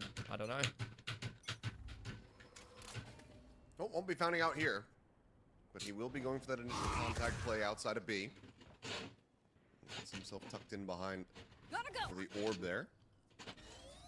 I've been trying to see if he can spot anything out, but there's the swing. They have seen him. So he swings back in, and he actually wins the fight out. So Zinx is going to be taken down, and now the pivot gets ready to come through as all the rest of NONGSHIM work their way forward into street. Karan tucked into the smoke. He's able to find one. Danby's trying to look at his kill setup, but Genji bắn tốt. Hay, Karan ơi, let's go. Đây rồi anh em ơi, có thể liệu sẽ là gì? Liệu sẽ là không phải ấy không? T-Rex arms, unlucky. Không phải là 3-0 mà là 3-1 không? That was a nice push though in the mid round. Especially after their map này nghiêng về side nào hơn á? Thật ra mình bắn thì mình thấy là bắn T-side sướng hơn anh em ạ.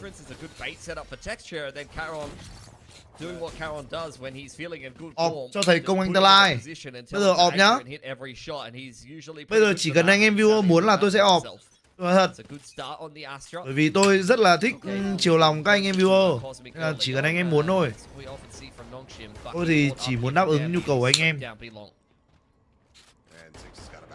You have to know this Bucky is going to be in hand. Oh. Nearly finds the blind shot on Francis. He's going to go out, the stun is in, slide through, and Zinx is still able to find the headshot. Great readjustment from him. Meanwhile, the swoop out, Ivy comes away with a second. Once again, does manage to outdo him. But Lucky's gonna be collected. They would love to try to get that Guardian, but Wow. Talon arrives over Ác top. bắn vãi bìu. And they just absolutely clean house. So one casualty, the weaponry going to be carried over. GENG. Vì không làm thêm mấy cái emoji đội tuyển nữa hả? Master sắp tới thì có. Master chắc chắn là có nha. Breaks up the pacing of NONGSHIM so nicely. GENG, it's not like they haven't played against this before, like in the regular season. Vừa mới vào kêu off, anh em đuổi mà ủa. Thề luôn, toàn anh em viewer đuổi mình có bao giờ muốn off.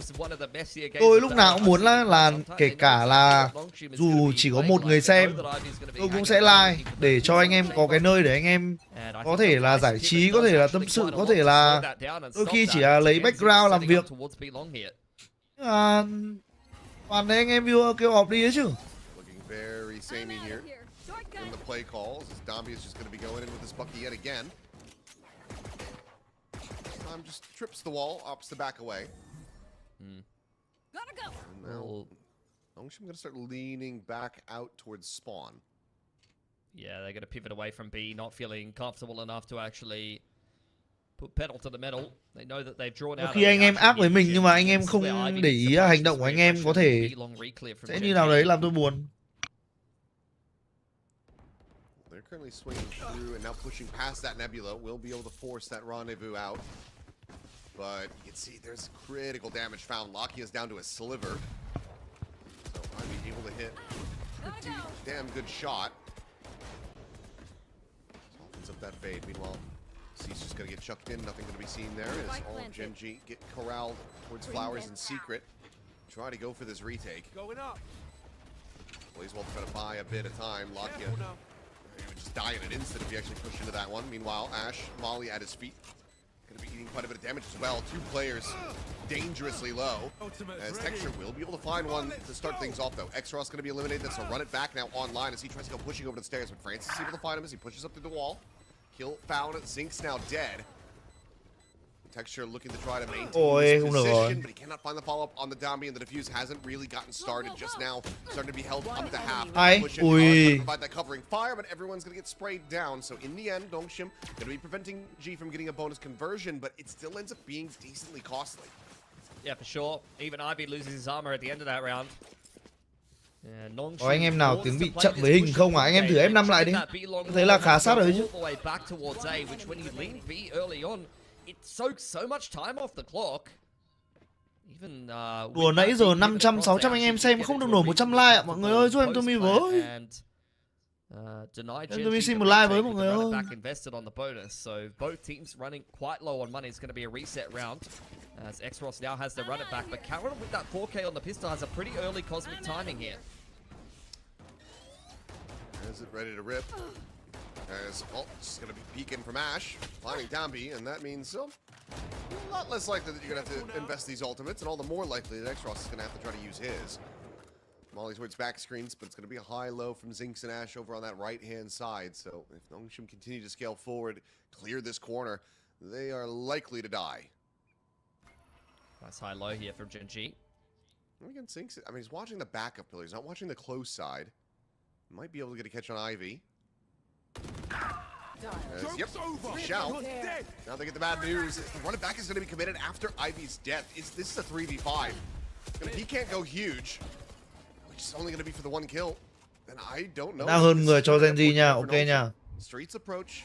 RB trying to work his way forward. He and Lockya catching glimpses of each other, and RB critically does manage to win that fight. The wall gets raised, and now it's going to be a pivot. Yeah, Texture still alive in A main. They're actually going to commit the Cosmic just to try to cross back off of B. You can tell how uncomfortable GENG are. Texture is on an island by himself. At least has a Cosmic to play with. But the Haunt will reveal that he's in this neighborhood. Gì đấy à Trần Cương ơi. Hands in front of the box, so actually doesn't get the spot out. Texture now going for that swing timing. Sends out the curveball. Swinging out even wider, and he's got them both out. Texture bắn quả vãi đái nhở. He knows exactly where RB is. Giống trận gặp AQ đấy. Bắn quả vãi cứt tập. Spike is stranded. Texture able to hold his own, wins them the round, and that is monstrous here for GENG. It's the one big potential. Bắn cứ như này thì yên tâm phết nha anh em ơi. Tôi thích cái con Phoenix của Texture đấy. Round win for GENG. They once again break the economy of NONGSHIM. Yeah, I mean, they're consistently slowing down this snowball, whether it be with the Vice Wall or whether it be with fighting opening picks and finding themselves at numbers advantages. as you mentioned, I mean, by the time the run it back is invested there, you're in a 4-on-5. If actually a 3-on-5, I forgot that Ivy went down from the high low. RB does well to keep things interesting. He was kind of EWC này bắn online à? Đây là cái vòng loại thôi. Vòng loại thì mấy đội này đều đang bootcamp ở Hàn Quốc mà, thì bắn ping như nhau thôi. Chỉ là không bắn online thôi chứ có gì đâu. Ủa trắng đấy. Get the full flash connection. Xross able to swing in, finding that kill, and Zeke's going to be taken down swiftly as well. Clean execute here as NONGSHIM look to try to get this Thrifty over the line. Spam abandoned, otherwise would have maybe been able to find Xross working his way down the street, but Plant can now come through.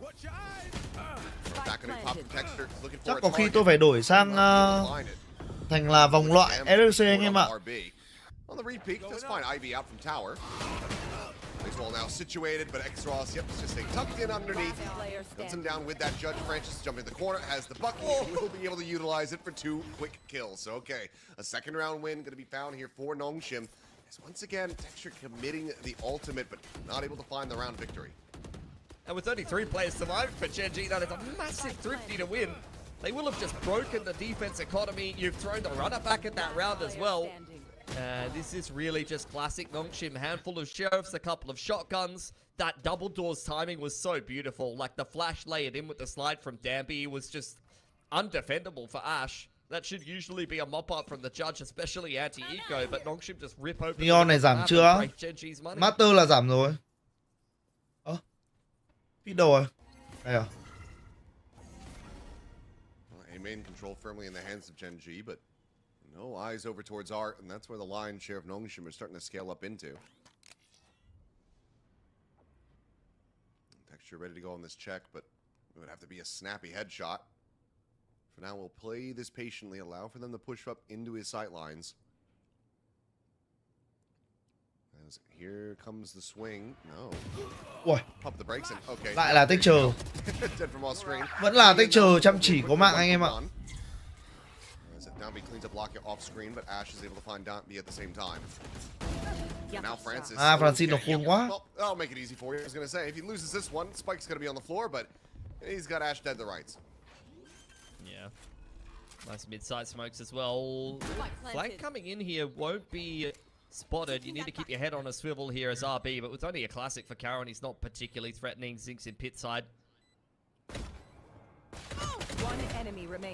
Cố tí là đớp được khẩu súng rồi là có khi có cơ anh em ạ. Khẩu súng có khi lại có cơ hội ấy chứ.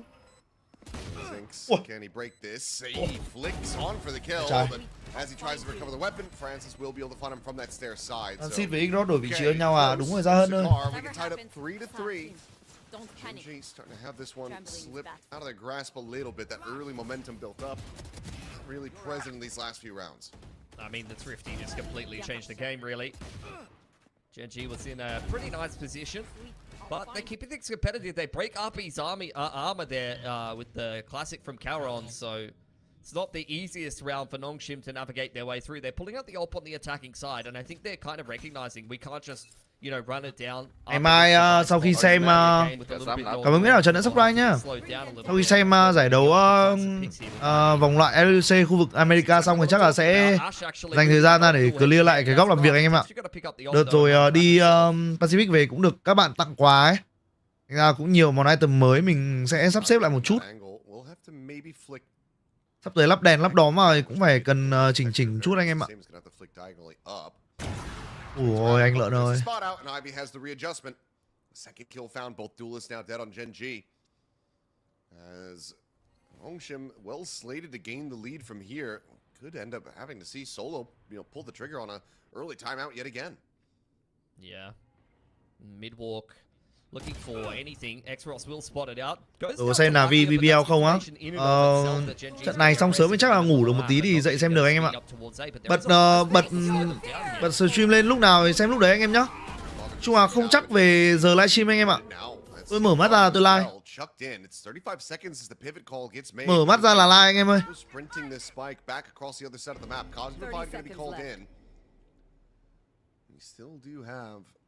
Karan playing forward past this and maybe able to find a timing as the scope in is there. Ivy is not paying attention to that angle at all, but Karan doesn't actually swing deep enough on the angle to clear it.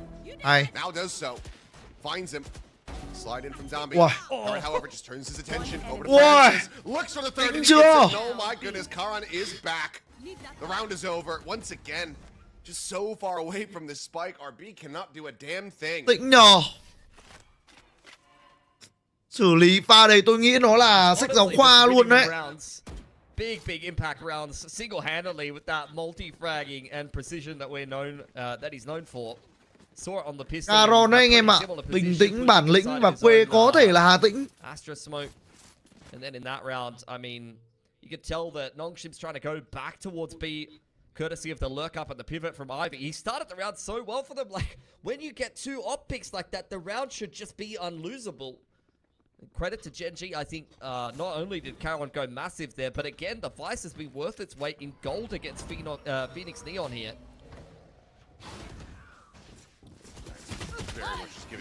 Dambi điên à? Dambi tình huống vừa rồi tôi có thể khẳng định là bị điên rồi nha anh em.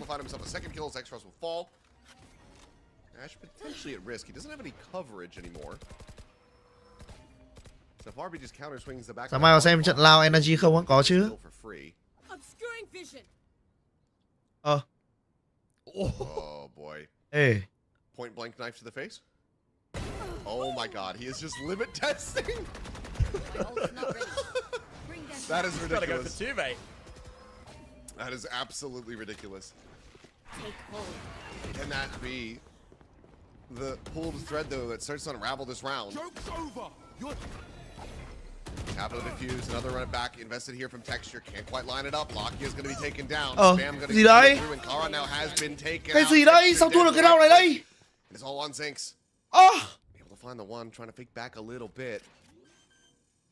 Just quickly reposition this, but What swing in out, the Ivy will have him out actual front, and fuck? yeah, it's another round getting away from GENG that starts off looking so good. This is a 3v5 conversion, and it's the third time that Texture's used to run it back and has not been able to win the round.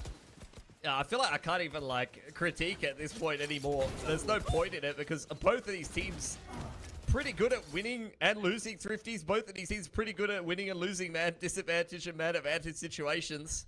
Just a messy game of Valorant that we're getting on our hands today. Unfortunately for Ash, and really not aware that RP had slipped in towards art side there. And ends up giving a little bit of a lifeline to NONGSHIM, who have now broken GENG's money. GENG back on the Sheriffs. Điên mất anh em ơi. Clearing out B long and setting up Ivy for success. Zinx wanting to take that duel with the Guardian. Một tình huống xử lý hai. Knew that he had flashed him off the line with the arc. Hay nói đúng hơn là chỉ một pha bắn hai thôi. But this is what we know Zinx for. Like he has just got phenomenal mechanics and first bullet accuracy. He doesn't care if there's an op on the other side of things.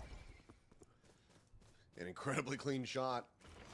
Granted, the player advantage didn't matter in the previous round, so it's not necessarily GENG being out of the woods with this half-buy investment.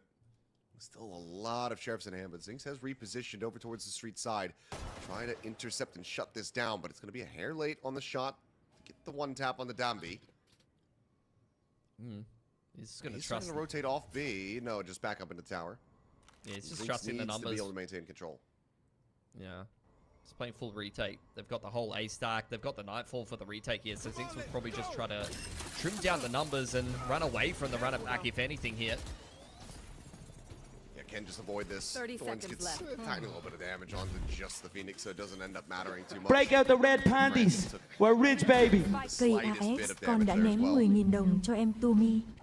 Đêm qua là cuộc Paris, 3 năm về trước, City, lần đầu, 5 năm trẻ cũng vểnh râu, 7 năm cỏ đỏ, mổ trâu ăn mừng, 18 năm trước đã từng, MU 5 phút, từng lùng đất nhẹ, chỉ riêng đội bóng chữ A, từ thời, và Cuốt, tiền sử và Cuốt, vẫn là số 0.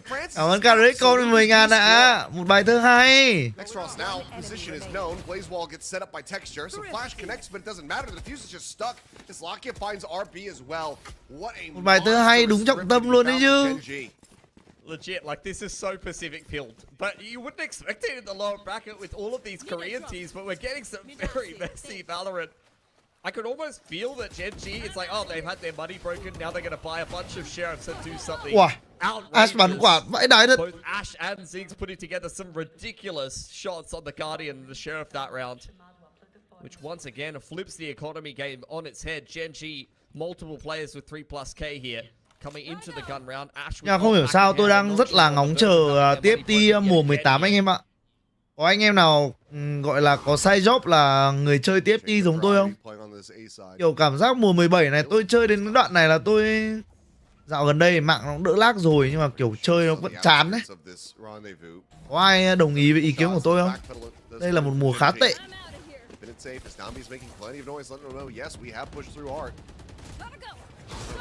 Không phải là chê theo đám đông đâu nhá, mà thực sự là mình chơi mình cảm thấy cân bằng tệ ấy.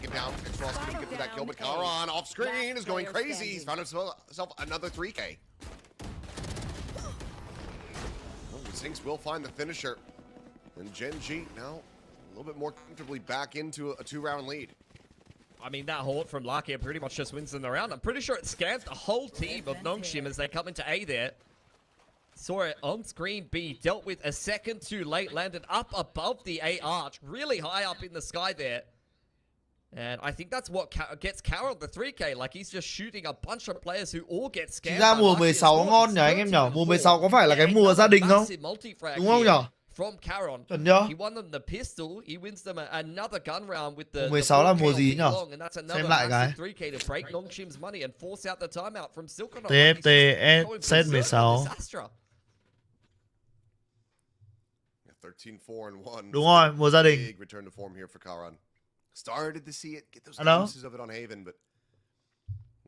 Là mùa unlock mà, mùa mở khóa mà. Đấy là kia là mùa 14. Mùa 14 mới là mùa gia đình. Đúng rồi. TFT set 14. But they cannot break the economy from GENG from here. They're going to have enough to buy for the remainder of this half.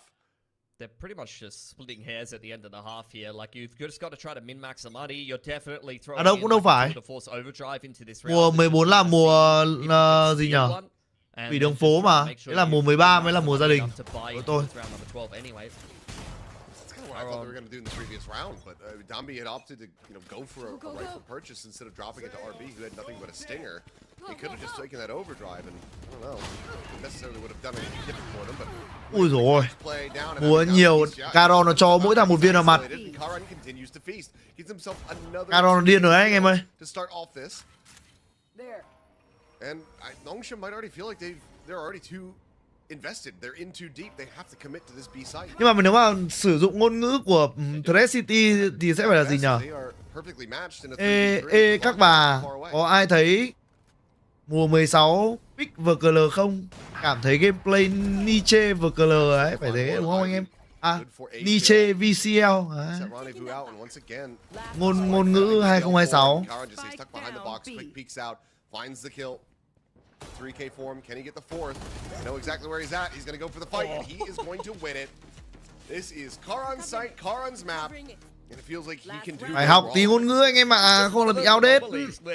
You usually see your Astra player kind of like hiding inside of the site, you're sitting in back hall, playing quite passively, or maybe you're throwing yourself a cheeky little bunker smoke. Ở Việt Nam có ai là fan của team Paperex không? Cảm thấy làm fan đội này khá là niche. Nhờ anh em nhờ. He's swinging out by himself and just taking everybody's head off on the side of NONGSHIM. 17-4. It's just incredible to watch, and it's just one of those situations where as NONGSHIM, you just throw your hands up and say, well, what can you do? Ủa, lồn Dambi ở điểm danh luôn. Forward stuns himself. Will just go ahead and collect that operator once they try to put it to use. Get this final round of the half. 7-5 still doesn't feel too terrible for them, but you expect to see a little bit more from this double duelist on the attack. Có ai xem 500 Brot Valorant không cảm thấy khá nít à? Con nít à anh em? Xong, Caron lao xuống tự tử. Leap of Faith anh em ạ. Muốn nhảy niềm tin. Okay, clean flick from Dambi. A flawless round to finish up the half. It's going to be 7-5. GENG out in front, but only just. A pistol win in the second half could set NONGSHIM up to get the 2-0. Yeah, I'm surprised that they even put 5 rounds together there, given how well some of the players on GENG were playing. Like, it almost feels like that was a bit more of a... Từ Nugu là lấy từ K-pop mà, đúng không? Còn Nietzsche là lấy từ đâu á? Nietzsche nó là từ tiếng Pháp. Nó là một từ tiếng Pháp anh em ạ. Muốn biết Nietzsche nó là gì thì có thể Google mà. Để giải thích thì tôi cũng kém giải thích lắm.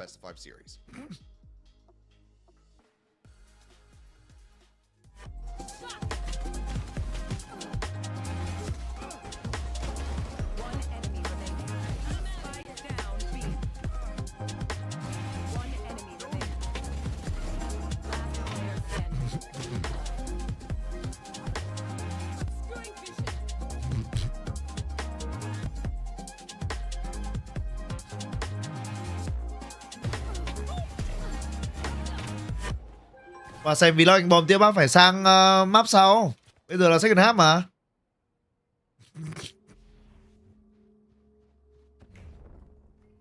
Oh hello, we're back. Vừa vào thấy còn 3 người mà. 3 on 3. Yeah, there's a 3 on 3. Texture. Trying to go Ủa. flash. Xin được bắn chết 3 luôn. 6-7. Yeah, they just tied. Francis gets himself a 3K, and the pistol goes away of NONGSHIM. Not quite sure what happened. As it looks like we had a little bit of a... She got back in the game a bit faster than we were quite prepared for, so we do apologize for that, but all good. That's the thing. Like, that's the thing about playing this NONGSHIM set, is that sometimes even they'll just run it down through the break, and there's nothing you can do about it. You're not ready for it. They've just decided, no, we're running straight up A main, and we're going to win the pistol. And we weren't ready for it. GENG weren't ready for it.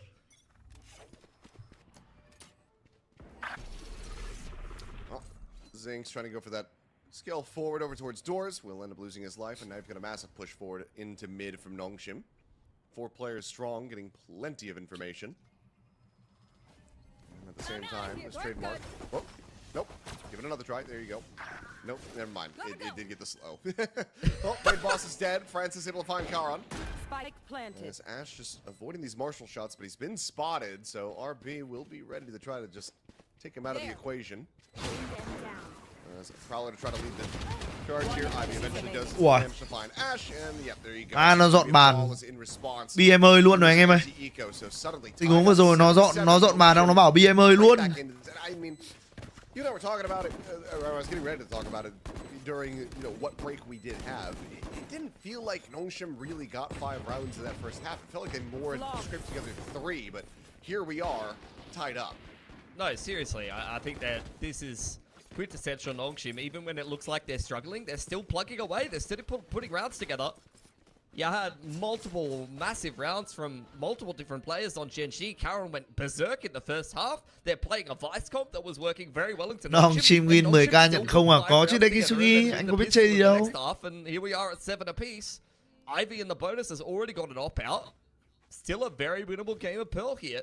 Lại tóc dài rồi anh em ạ, lại phải đi cắt tóc rồi. Often defying all odds. Em nghĩ sao nếu bây giờ tôi làm quả đầu gọi là crop à anh em? Em mình gọi là cắt chọc nuôi lại từ đầu giống anh gió đời thường.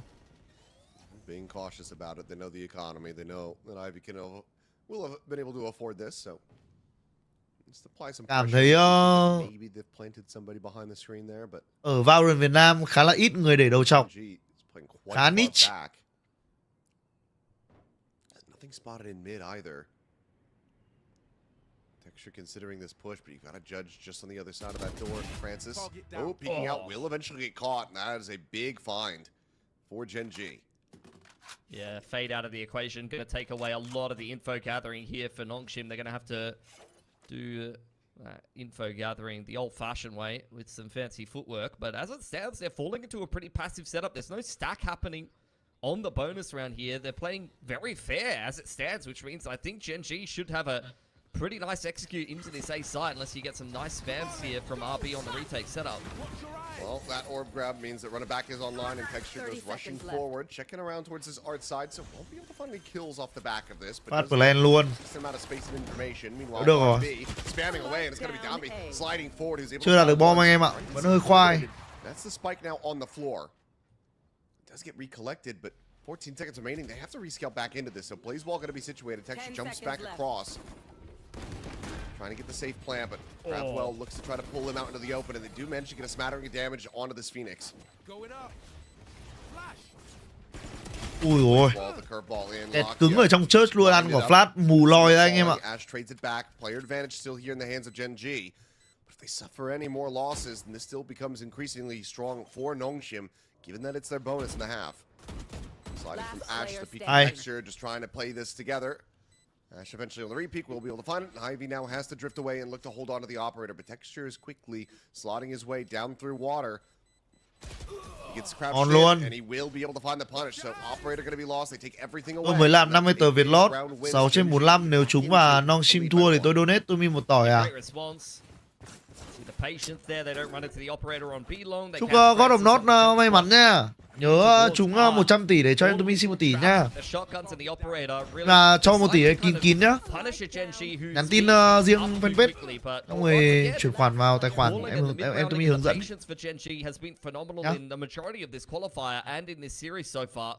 They start out well on the attacking side, and especially with the operator taken away, you can see how much of a toll that's starting to take on NONGSHIM's economy early on. Already GENG could be on for a reset here. Retrieving flash. Ivy just going to be situated back pillar here. Belong for now has that rendezvous. Take out the safety, but as he peeks, he will die. Texture is not going to be giving him any chance to try to escape. Immediate rotations coming through as Downbeat and Extros look to fill this space, but GENG are more than happy with that single pick. They will back off a bit, at least with the spike, but Ash is calling to continue scaling forward. Sao em Tumi cũng là caster của 500 mà giải vừa rồi không được cắt, vậy là giải nào hả anh Sơn Nguyễn ơi? Ý anh đang nói giải nào vậy ạ? Gì win map 200k ok nha, Fnatic nêu giờ ơi.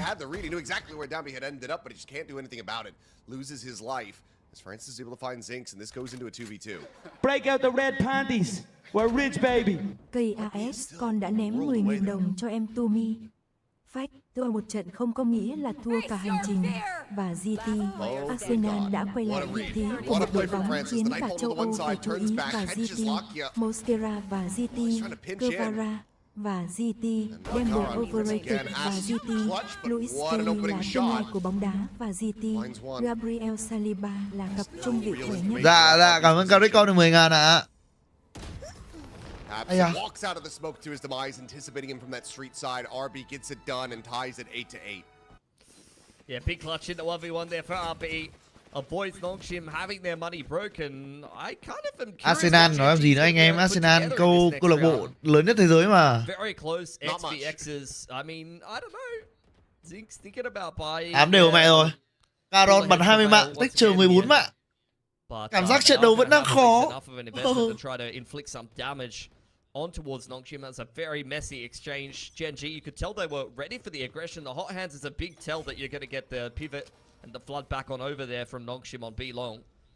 But still not able to win out a messy kind of long, awkward fight. Double art walk. Map này thiên sai nào vậy anh? Map này anh cảm giác bên tấn công sẽ dễ bắn hơn một chút. Cũng kiểu 5-3, 4-7 thôi, không chênh nhiều lắm.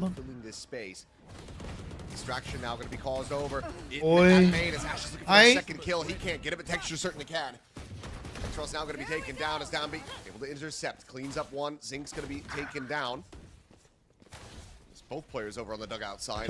Texture bằng Phoenix này kiểu cảm giác không ấy anh em. Không phải là kiểu thuận tay quá ấy. Nhiều lúc nhìn Texture có mấy quả flash nó hơi bị tự ngủ bản thân anh em ạ.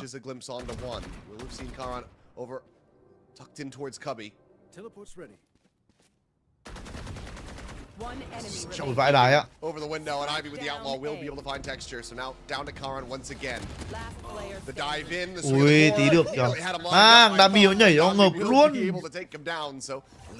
Nó nhảy check xong rồi nó làm đủ thứ cho anh em ạ.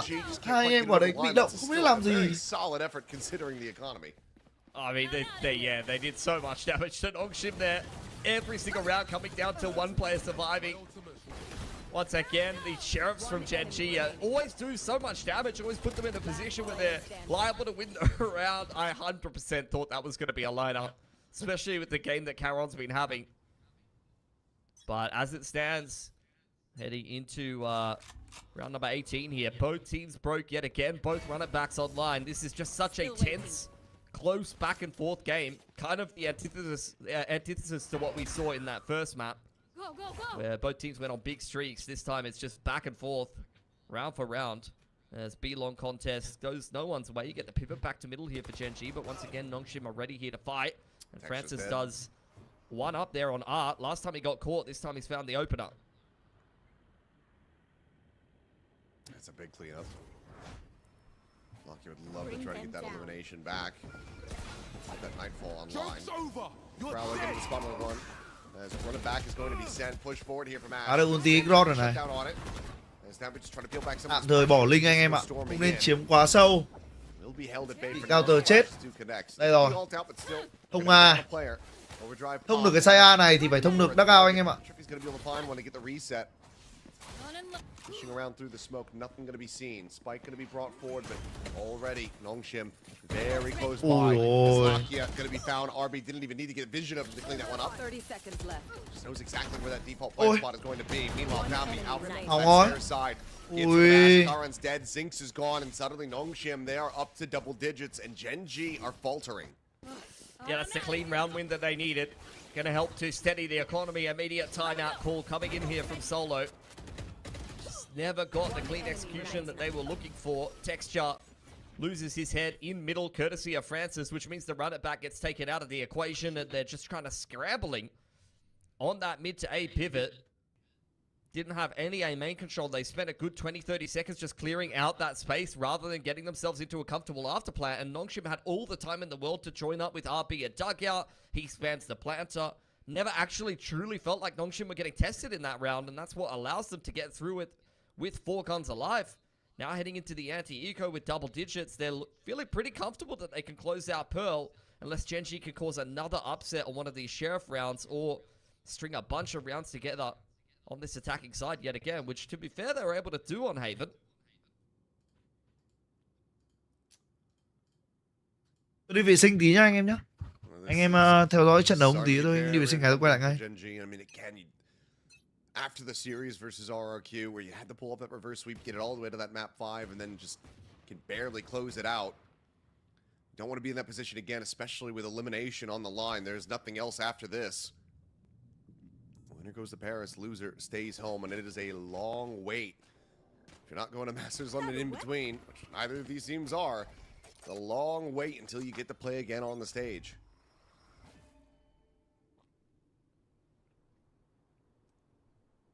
Cheeky double push forward here outside of club. Dambi and X-Ross ready to swing this angle. Well, Karan will be able to find 2 kills. Cleans him up with that Sheriff, playing off the relay bolt stun. Swings out, wants to try to grab the weapon, and as he does, that's when Francis strikes from back pillar. Does get revealed. Lakia counter swings, cleans up that elimination, gets it into a 2v2. And GENG finished the job. Prowler spots one at streets. Ivy jumping out, taking it very aggressively. Ends up getting taken down, but RB now with a chance to close it out, and he does. A fadeaway, borderline moving shot. Connects on to Zinx, but again, it's GENG getting so close, but just not being able to close out these rounds. So NONGSHIM, they win another one, and now they're up by 3. I feel like a lot of these rounds have come down to some awkward timings where you're not expecting the extra player to be in a certain position. Francis in that position, or RB peeking out Heaven on the flood timing. Just comes down to these really messy, awkward gunfights and awkward exchanges that if they don't quite go your way, end up suffering as a result. Fair bit of money chewed through there by GENG, as once again you're going to get an early fight over B-Long.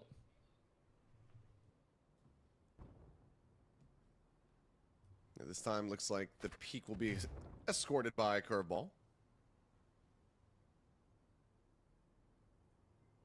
Just waiting to see if they hear anything on the other side of this corner, but GENG vacating the premises aside from Karan. You saw Zinx take A main in the meantime, and they're going to go back to middle, but Ivy's on this art line. You've usually seen Francis contesting this with a rifle.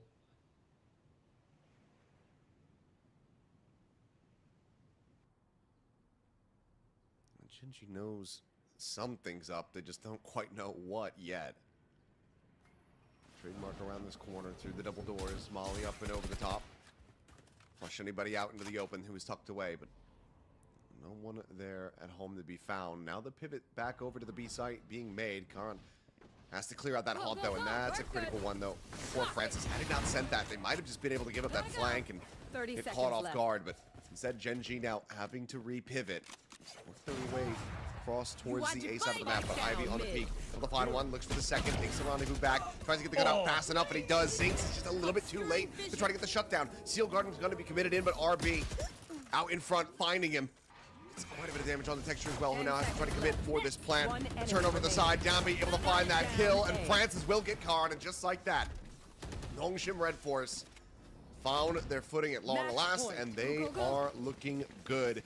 Defender's side completely dominating Genji's attack. They are now up at map point. Yeah, that's a big round from Ivy.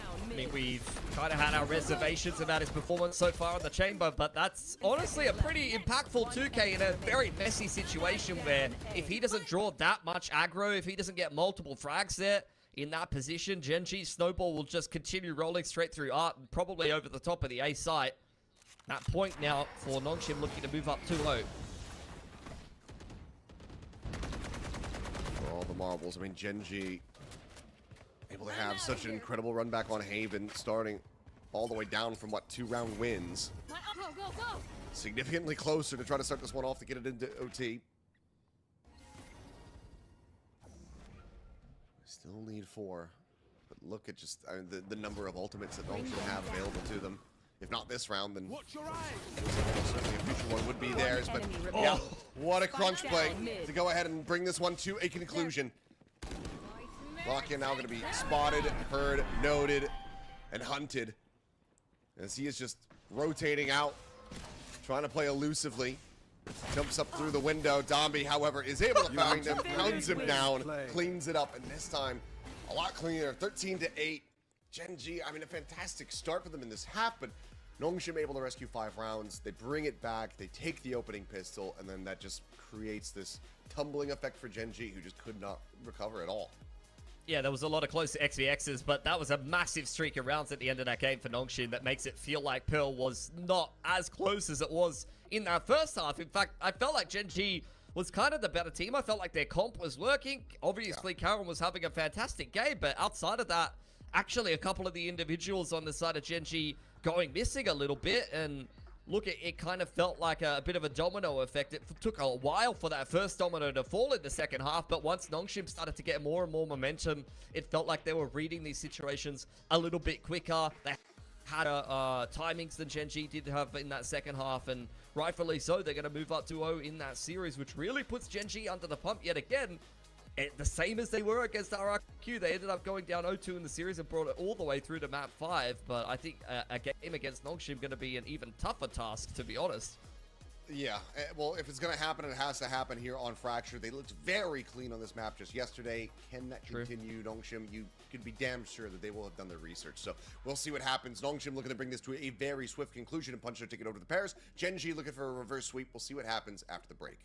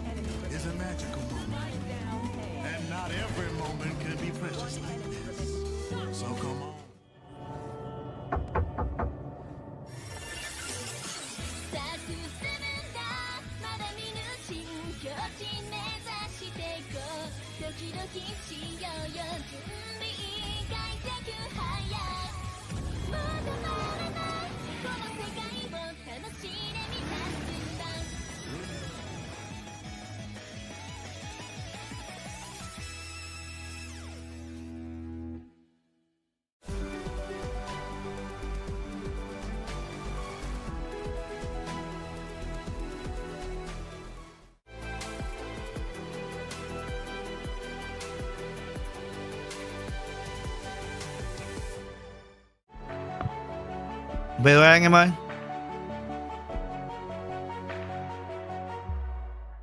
Xem tiếp vlog anh Bom. Tranh thủ xem tiếp cái anh em ạ.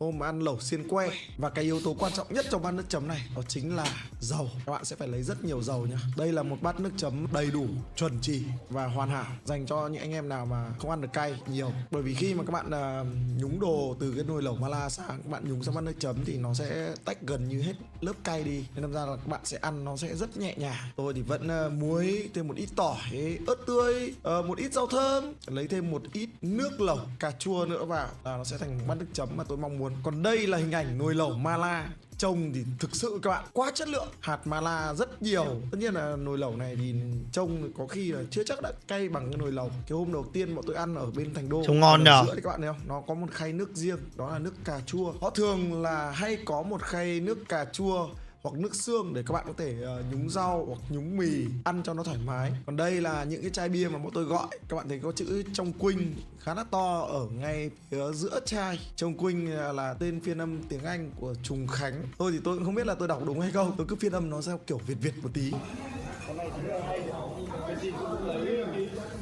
Hôm nay thì khá may mắn khi mà tôi có thêm là em Layla mới bay từ Việt Nam sang, nên ra là hai anh em đi với nhau uống bia là có người uống cùng. Quán này thì đúng kiểu local, nên ra là những cái đồ cơ bản như kiểu bát này, đũa này là anh em phải tự ra lấy hết. Bọn tôi thì được xếp vào một cái bàn ở trong góc. Cái tính cách của tôi thì tôi thích ngồi ngoài trời hơn. Tuy nhiên thì lúc này đói lắm rồi, chưa kể là quán cũng rất là đông. Có bàn là tốt các bạn ạ. Nhưng mà cái bàn này sau lại có một cái lợi thế rất lớn. Cái bàn này nó gần bếp các bạn ạ. Thế nên ra là tí nữa cứ gọi cái gì hoặc là gọi chủ quán này nhờ giúp cái gì, hỏi món, hỏi cái này, hỏi cái kia, gọi thêm đồ ăn thì cực tiện luôn. Rồi, như vậy là phần chính cũng đã đến. Rất nhiều những loại đồ ăn. Hôm nay thì tôi không phải là trông ngon chơi, thế. nên là tôi cũng không biết rõ quá nhiều về các món ăn. Hay là tối đi ăn lẩu một mình nhờ anh em nhỏ. Một điều thôi là mày cứ thấy cái gì là bò thì mày tích tối rình đi ăn lẩu một mình nhờ anh em nhỏ. Là bắp bò hoặc là sườn bò. Trên tay vợ tôi đang quay thì đó là một đĩa bò ướp với cả ớt khô các bạn ạ. Cái đĩa này nếu mà các bạn đã xem cái vlog tập 1 ở Thành Đô hôm vừa rồi thì các bạn sẽ thấy là tôi đã ăn thử một lần. Cái loại này cay,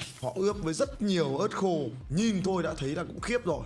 Chưa kể là cái loại này người ta sẽ nhúng vào trong nồi lẩu mala nữa, nên ra là cái vị cay của nó sẽ được tăng lên chắc phải gấp đôi. Còn đây là một cái phần thịt mọc gì đấy, tôi thì cũng không biết tên. Có khá nhiều người họ recommend là nên gọi món này khi mà đến cái quán này, nên ra là tôi cũng bảo con bé em là đấy, mày tích vào cái món này cho anh ăn thử xem thế nào. Còn đây là cái phần thịt bò, tên cụ thể là gì thì thật sự các bạn là tôi không nhớ. Nhưng mà với tôi thì cái phần bò này là cái phần bò ngon nhất trong các thể loại bò. Ở Trung Quốc tôi đi Thành Đô tôi cũng thường gọi cái loại bò này. Tôi đi đến Trùng Khánh cũng vậy. Tôi đến bất kỳ quán lẩu nào tôi ăn tôi đều gọi một phần bò như này. Tên cụ thể là gì thì thật sự các bạn là tôi cũng chịu. Nhưng mà cái bò này ăn siêu ngon anh em nhé. Nó vừa có thịt nạc, nó vừa có thịt mỡ và nó còn có một ít gân ở trên cái miếng thịt bò. Nên đâm ra khi mà nhúng vào mala ăn thì thôi khỏi chê luôn anh em ạ. Sau một quãng thời gian chờ đợi thì nồi lẩu đã bắt đầu sôi rồi. Ở trên mâm thì các bạn thấy rằng có rất nhiều những cái loại thịt, nhưng mà thật sự các bạn là tôi chỉ biết được một vài loại thôi, bởi vì tôi cũng không phải là người gọi món. Chưa kể cái menu của nó thì các bạn đã nhìn thấy rồi đấy. Ngoài thịt bò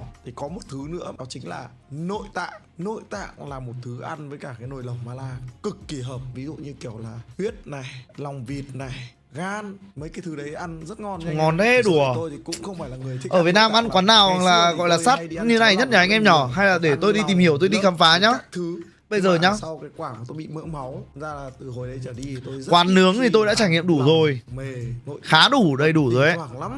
Bây giờ tôi trải nghiệm nốt quán lẩu cho anh em để gọi là làm cái food tour hoàn chỉnh không. Bọn tôi có đến 4 người nên cái việc mà gọi nhiều món kiểu gì cũng có người ăn hết được. Chưa kể là 4 người lại còn là 4 con sói đói, em Layla với cả em Linh, hai đứa từ sáng đến giờ nó phải ăn được đúng một cái lạp xưởng. Chưa kể là hôm đấy là vợ chồng tôi cũng dẫn hai đứa nó đi du lịch ở Vũ Long, đi bộ rất nhiều, 20.000 bước các bạn nhá.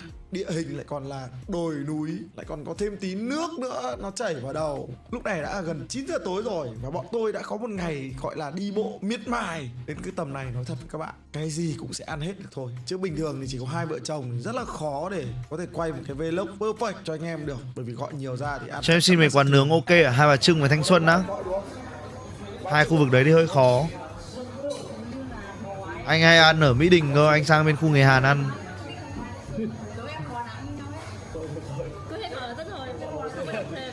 Đây câu trả lời của em là đáp án chính xác.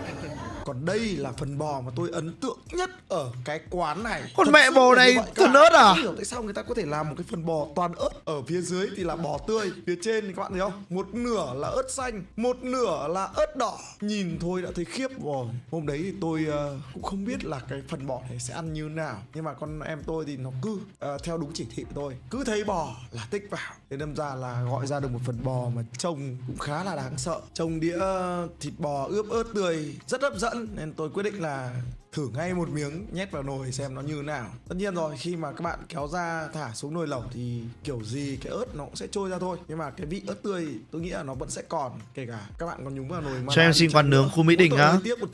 Gabi Roman, Samun Yang, Joseonok, Chosim. Tôi đói quá, đâm ra là anh em cái gì cũng nhét vào nồi. Ăn nướng chảo gang thì có thể chọn mỗi món một ít, tôi thả hết vào, sau đó thì vớt món gì nhở? Ăn cái đấy, ăn kiểu này thì được một cái nó rất rất là là ngon, quên tên rồi. Hoang dã một chút, đặc biệt là dành cho những người đói như tôi. Ngồi ăn lẩu Mala này nó cay, thêm được cái quả chai bia lạnh nữa, uống vào perfect cực kỳ anh em ạ. Không tin thì hôm nào anh em đi Trung Quốc anh em cứ test thử cho tôi, và đặc biệt là tốn bia. Chuyến đi này tôi có mang một số cục lẩu Mala về Việt Nam, thì hôm trước tôi có cho mấy anh em caster, streamer, analyst của 500 một đốt cái đợt mà vào trong Sài Gòn làm giải VCT Pacific vừa rồi ấy, có cho anh em trải nghiệm thử. Và hôm đấy thật sự các bạn là mấy anh em ăn vào xong là cứ đòi uống bia liên tục thôi, bởi vì nó cay, đâm ra là không uống bia thì không chịu được. Cái chai bia Trông Quynh này của nó thì cũng không nặng anh em ạ, nó khá là nhẹ, nó có 3.3 độ thôi. Nếu như tôi nhớ không nhầm thì bình thường cái lon ken bạc mà bọn tôi hay uống ở Sài Gòn khá là nhẹ thì cũng đã lên đến 4 độ rồi. Còn những cái lon như kiểu là Tiger No này, hay là Sài Gòn Special này, hay là ken xanh này thì nó đều là 5 độ trở lên. Ở Trung Quốc thì tôi đi từ Thành Đô đến Trùng Khánh thì tôi thấy rằng mọi người đang có cái trending là uống bia nó chỉ rơi tầm 3 độ thôi, nhưng mà cái chai bia của nó sẽ to, nó toàn là những chai kiểu 500ml. Còn tối hôm trước thì tôi với em Leila thì cũng có đi một quán lẩu Mala, thì hôm đấy thì tôi quyết định là gọi cho em Leila một chai bia Crab. Cái đấy thì nó nặng hơn, nó rơi vào hơn 5 độ, và nó là một cái chai 1 lít các bạn ạ, uống mãi mới hết được. Còn hôm nay thì hai anh em uống cái chai này bia Crab mà có 5 độ là nhẹ ấy. Tại vì chai nhẹ nhất mà tôi uống ở những nơi khác ấy, đa phần đều là 6 độ rưỡi rồi. Còn nếu mà bình thường mà mình hay uống kiểu theo phase ấy, thực sự các bạn là kiểu mình đi uống bia Crab mình sẽ uống theo giai đoạn anh em ạ. Mình sẽ chào mâm bằng 1 ly nhẹ nhàng hoa quả, vị khoảng tầm 5 độ rưỡi cho đến 6 độ rưỡi. Sau đó mình tăng dần đến phase 2 mình sẽ uống khoảng tầm độ 8 độ rưỡi, 7 độ cho đến 8 độ rưỡi. Và đến khi mà mình kết bữa thì mình uống khoảng từ 11 độ cho đến 13 độ anh em ạ, để kết bữa là coi như là vừa tê là về nhà ngủ là đẹp ấy.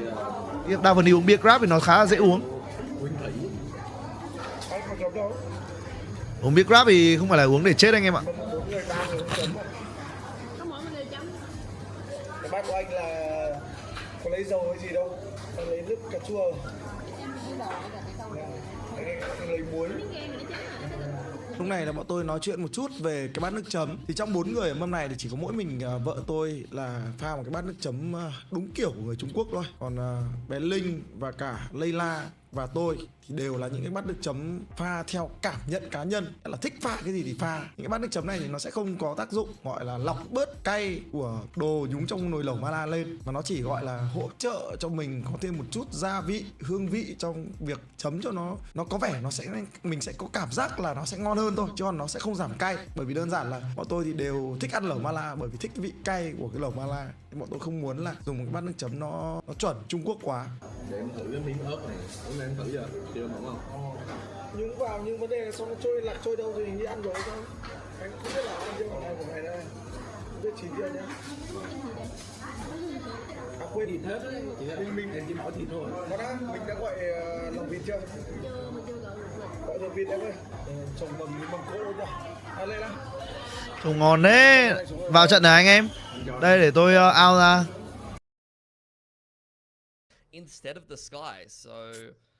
Trông ngon quá anh em ạ. Chắc là tôi phải rình người yêu tôi. Mà đằng nào người yêu tôi chả đéo ăn được cay thì tôi chả ăn một mình. Cố đi ăn Mala một mình. Ivy Để cho also mát. off of the Cypher and onto Killjoy. So a couple of change-ups here, not only in role, Một but bữa ăn also tao in chỉ terms ăn of Mala. what the choice will be in terms of the agent for that player. Sky Riêng going cheat onto not. Breach, and then you've got move away from Cypher on towards the Killjoy for Ivy. GENG not changing up too much. We just saw them pilot this comp to a very, very one-sided dominant win over T1 just yesterday. So I know that they're kind of feeling themselves on this map in particular. And I think even if Ai the à, first two cả maps thèm à. didn't go Ok well đó for ấy. GENG and they weren't able to get it across the line, they know that they were at least competitive in the majority of those halves. And they know that NONGSHIM is having problems on this map right now, and they're playing it quite well. So I think even if they don't win this best of 5 and maybe they don't put together a close reverse sweep, this would be the map that I Chứ would không ăn được cay mình confident Phúc Yến ơi, không biết ăn cay luôn. can pick up Quá against gà. NONGSHIM unless they kind of shored up some of those weaknesses we've seen with this comp change. Yeah, I do agree. We'll have to see, though. Texture, of course, going to be back over onto that Phoenix. Showed it yesterday versus T1. To fantastic effect. Let's see, though, as we go in for another pistol. NONGSHIM in the lead in that regard. Ready to be tied up, now that I think about it. But Texture, well, he's going to be able to find two, start things off and slide in. Makes for an easy kill, as Exos had already suffered an immense amount of damage. So there you have it. This full Sheriff purchase. Not going to be holding any water for NONGSHIM, as Ivy is, in the blink of an eye, the last one standing. Yeah. Can't afford to give him too many opportunities, though, as he creeps up here on Canteen side. Zinx has got a pretty deep position over there on Gen, and this is exactly what I'm talking about. Zinx wrapping on him. Ivy's already ready for it. He's reading this 1v4 extremely well, but all it takes is one shot missed, and Zinx will punish GENG. An early start. Good pistol for them, denying that B-long aggression. And it's very considerate for these teams as well, knowing that we have to play our whole way through a best of 5. Sometimes it's good to just hit the fast forward button on some of these rounds, and even the half-time breaks at times. That is very true. Let's see, it looks like a little bit of an investment going to be made. Some bandits, some sheriffs being considered from NONGSHIM. RB, right here. like he's going to be holding on to this Marshal, so Right we'll here. be going for the same play by the looks of it. So there's this triple peek on the main. Try to be assisted by this flash or the fault line. Will be the latter. Slide in over to the side. Downbeat gets himself towards the underpass to try to stay safe. Paint shells will create a little bit of spacing here for them. Rồi hút à, ở đây đợi tí. As he's lucky to be alive on that check, but as he swings back out, Ash will be able to take his head off, and the cleanup looks good. So there you go. Another round going to be going the way of GENG pretty damn quickly here, as Ash wants the orb for himself. But Texture says, that's mine. Ok. Oh no, he's got the ult. Never mind. You can just give this to whoever you want. Yeah, take your pick. Ivy over here on top side with the Sheriff in hand. See if he can work himself closer towards a lockdown. Zig's got it? Okay. Yeah, so he's got the orb, he'll get the plant, so they want to be able to get that lockdown online as quickly as possible as well. So GENG making sure that Anh nghĩ sao về việc Fnatic ở nhà LOΗ á? Anh thấy bình thường. Nói chung là anh em cứ bảo là nghĩ gì về đội này đội kia, thật ra mình nghĩ là kiểu bắn thua thì thôi thôi. Chẳng lẽ bây giờ bắn kém hơn lại đòi được đi thì buồn cười quá anh em ạ. Không chơi tâm lý đổ lỗi anh em ơi. Will be able to find that headshot, so a kill and an ult charge of his own. 3 online towards that orbital strike. And overall, NONGSHIM đang dẫn 2-0 nha anh em nhé. Họ mới cập nhật cái chấm chiến thắng 2-0 của NONGSHIM rồi. NONGSHIM wonder if that's going to kind of condition them to maybe think twice about charging down B stairs for another round. And indeed, they are going to change up the setup. Ivy once again being tasked with holding down the A side of the map, and it seems like NONGSHIM wanting to play fast flood. Danby hanging around in the middle of the map here. And a slower one for GENG, much more spread approach with a lot of players committed to top siders. A-Main gets tickled a little bit, Lakia applying pressure with the Prowlers, hand in hand with Zinx. Ủa lộn à, anh mắc một NONGSHIM á, họ đang để lẫn bên cái ấy anh em ơi. Cái chấm anh em ơi. Tí họ đổi lại mà. EWC có phải là giải to không à? Giải tiền thưởng to, còn ý nghĩa thì không có nhiều lắm. Pretty deep in the main, and I'm not sure if this is going to go red. He's going to be checking for it, and okay, yep, it does have his eyes on the prize, so very solid cleanup for him. The spike just now getting rotated in towards that arcade side, and this is GENG actually falling behind a little bit as far as the pace is concerned, but critical kill is going to be found. Lakia taking down from that spawn side position. Downby somehow is alive. Not sure how he survived there, either way. Push back over towards Gen. Wants to try to maybe push as that fast lane will fall. Scale. Okay, Scale up gonna be coming through. Karan gonna be taken down there on the site. Hay chưa? Rancid bắn quả hay luôn đấy, đột biến luôn. Dambi làm 3, ngon. Xin round. Conversion denied. NONGSHIM Red Force get themselves on the board. Yeah, not too bad. Anh nghĩ mùa sau Fnatic cần thay đổi những gì để quay trở lại á? Anh chịu em ạ. Em thử nghĩ xem có phương án nào, xong rồi gửi mail thử cho Fnatic xem. Nhưng anh thì ngày mai anh ăn gì anh còn chưa biết, anh làm sao mà nghĩ được mùa sau cần thay đổi những gì.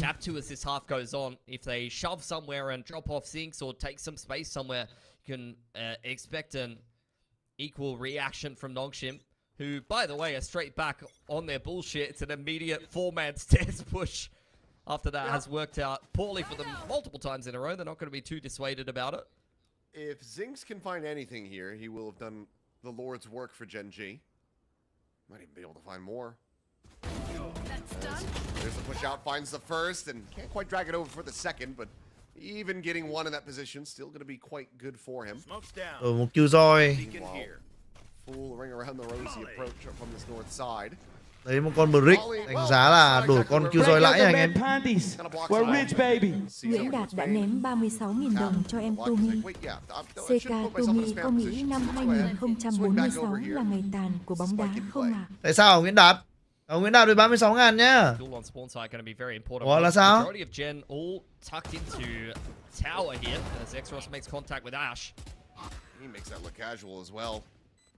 2046 là năm gì đấy?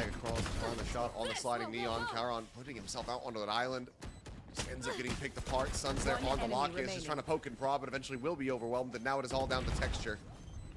And he will be found in tower. Saw a little pinch there. Extros re-wrapping back through up the rope. We'll get that diffuse. À, là 20 năm 20 năm Arsenal vào được chung kết C1 một lần hả anh em? Nhức đầu thế. Consistently finding Zinx all on an island by himself, and even with GENG kind of making the right moves to be able to get themselves into post plants, they're not being super convincing at closing out those positions. 2 rounds in a row found by NONGSHIM. Now breaking the economy of GENG back down onto the Sheriffs. Lockdown is in play for Zinx as they've been prioritizing those orbs as we discussed earlier. But NONGSHIM need to make their way through a clean round. I mean, these GENG Sheriffs have been deadly so far in this series. Oh, Lakia. He just gave up. I think he thought he was on the rope. He got bogged on the rope. He couldn't see where he was going. Jumps into the corner of the wall. Ends up getting stopped and is dead in his tracks. Unfortunate. Có cứu anh Texture phiêu cô ơi. Frantically trying to just fish for tags here on the site, but we'll now find that it is emptied out. Ash at the same time, quite far forward, but doesn't have the crosshair dialed in on this angle, and I don't think he's going to be ready for RB either. So now has to make his exit. Has the fast lane, trying to make a quick little escape. Does manage to stay alive for the moment. Whether or not he's going to be able to find impact in the round is a completely different question. Just sets up the blaze wall. As Zinx is trying to find a timing, pushing forward into the spawn. It does end up just getting cleaned up very quickly. One enemy Smoke down, remaining. push forward. Texture going to be good for 1. Karan with 2. And Showstopper will get ripped here, but trông NONGSHIM dọn dẹp, trông ấy quá anh em ạ. Trông gọn gàng quá. You know, will this kill you? No, it won't. Yeah, but how much HP did Darby have? Was he on 150 there? Because if he's broken Darby's armor, that's... You know, I think he had taken damage. He had taken damage. That's fine. Không có vlog London rồi, sẵn sàng cho vlog Myeongdong à? Thề thật đấy nhở, kiểu anh Texture nếu mà ông anh Texture trông giống kiểu nếu như ấy, nếu như là đéo được đi bắn giải ở quốc tế thì ông anh ấy trông giống đéo bao giờ ra khỏi nhà ấy luôn. Kiểu tao sẽ chỉ ra khỏi nhà để đi ăn thịt nướng với cả đi ăn cơm. Nó sẽ không bao giờ đi bất cứ đâu cả ấy.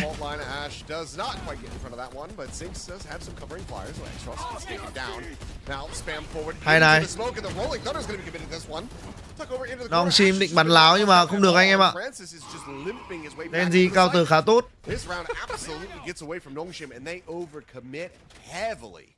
They throw everything and get nothing. That's a rough position to be in. GENG now streaming into the site. You do at least have Ivy in this neck of the woods. Francis shoving his way through the smoke on low HP is not going to get too much done. And Ivy just made footsteps and yeah, he's got to run away now.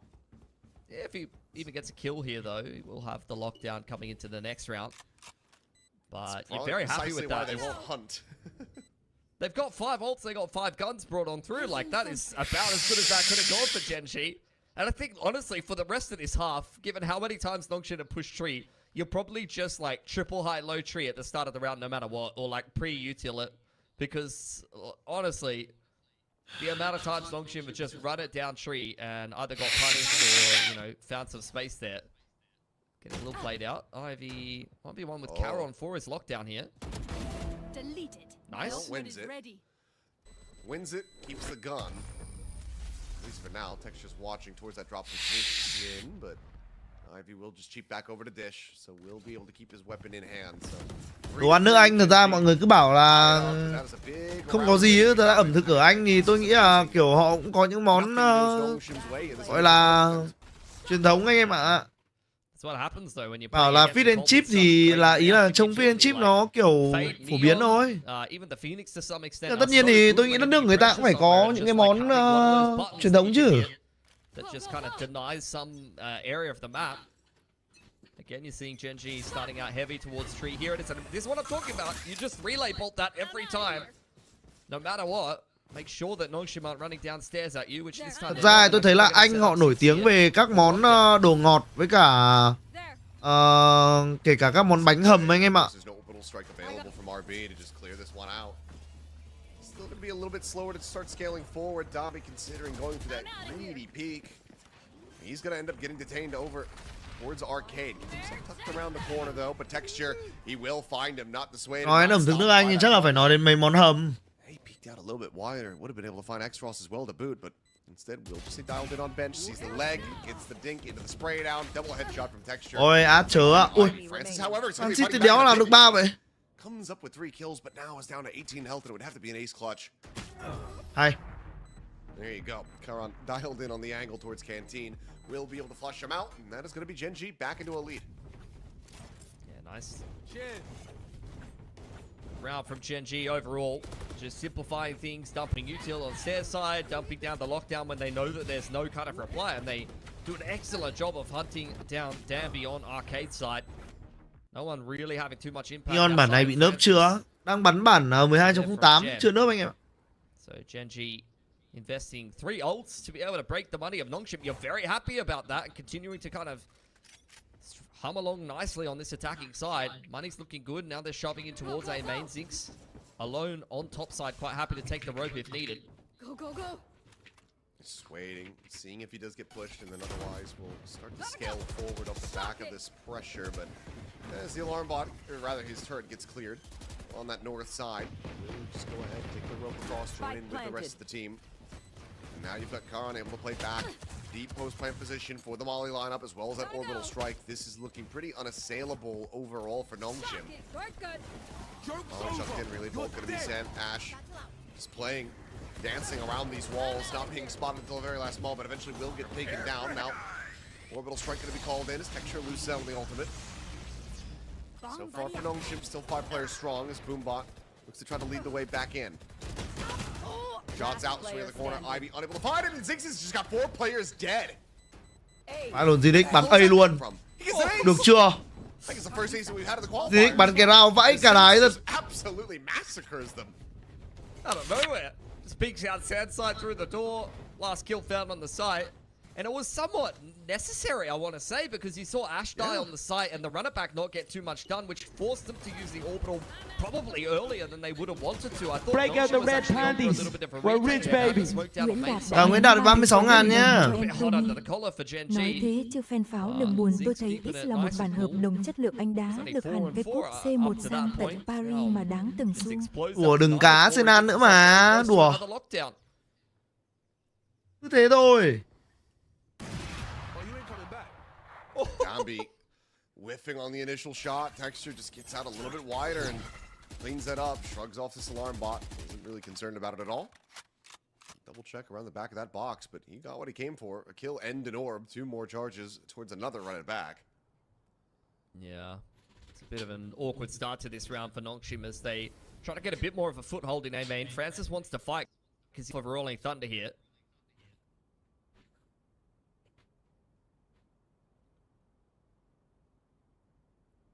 He's had some big performances. Can he have another one?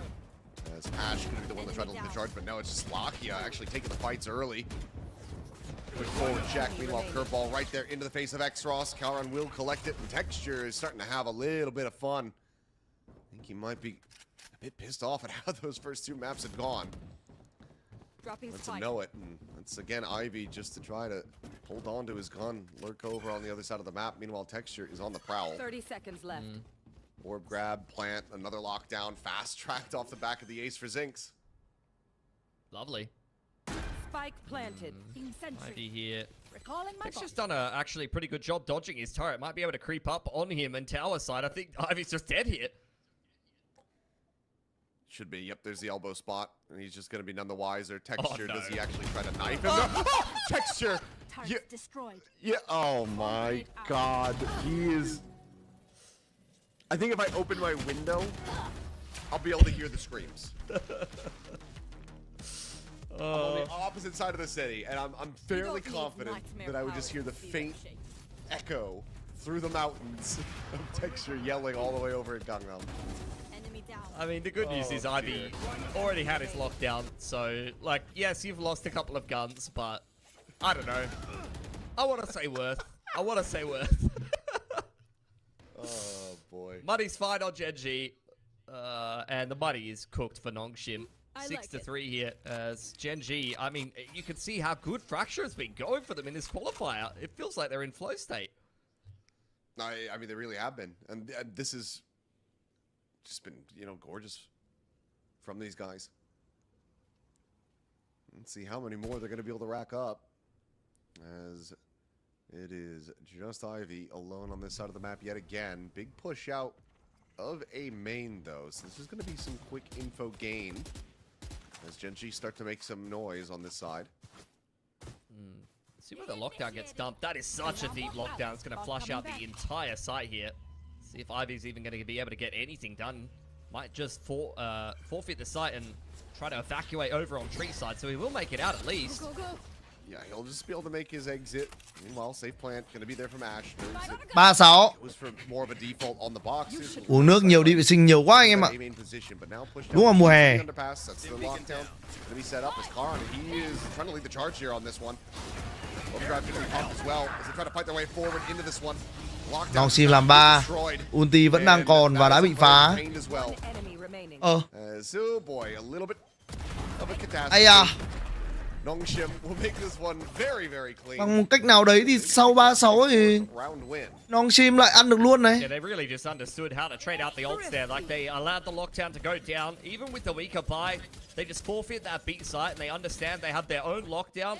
You know, they can kind of sequence their ults any which way they really wanted to there. They could have started out with the Rolling Thunder and then dumped the lockdown down. But I love the idea of starting out with the lockdown.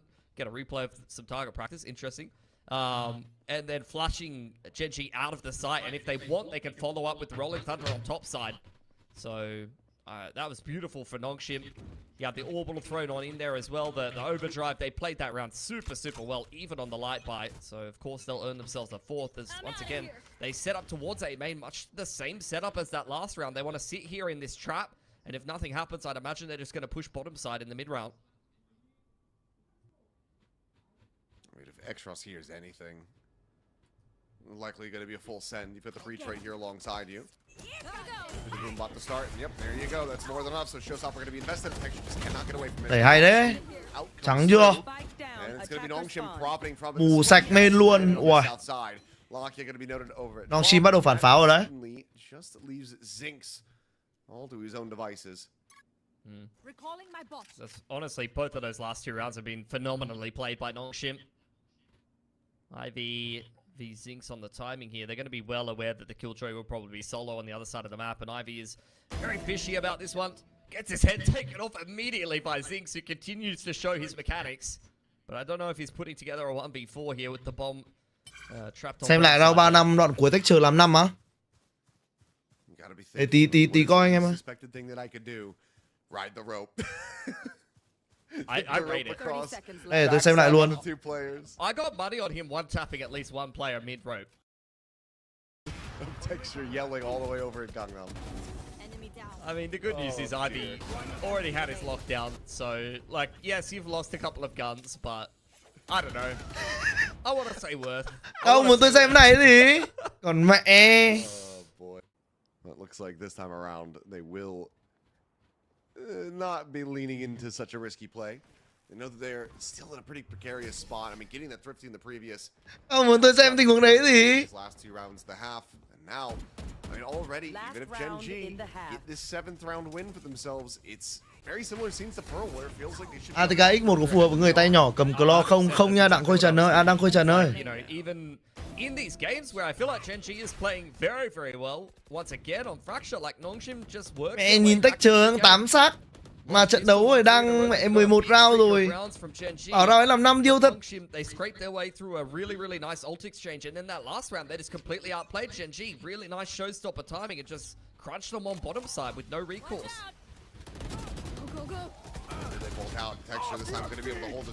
Ulti luôn. GENG làm 3, Ivy đổi 1.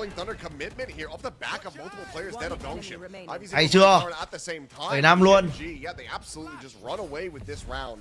It feels like some of the timings around these breach ults just isn't really coming together for NONGSHIM. That being said, 7-5, certainly still a very winnable position for them. If they can find the pistol, much like they did in Pearl, then they're in a key spot to be able to take this 3-0. I mean, that round is the perfect example. You see it all the time on Fracture where one team is going. Thông báo khẩn đến các anh em, mùa đào coi đến tiếp rồi. Và dự là sắp tới tất cả các mã về GA sẽ lên rất là cao. Anh em nào tính build PC thì tranh thủ build luôn đi. Đấy là một cái thông báo từ ông anh tôi. Không biết là nó sẽ gọi là đến đâu, nhưng mà nói chung là mấy anh em build PC thì cũng tranh thủ tích, gọi là tích vốn. Rom Leviathan V4 có phù hợp với tay bé cầm claw không á? Tay bé cầm claw thì cứ ATK F1 là dễ dàng cầm hơn cả.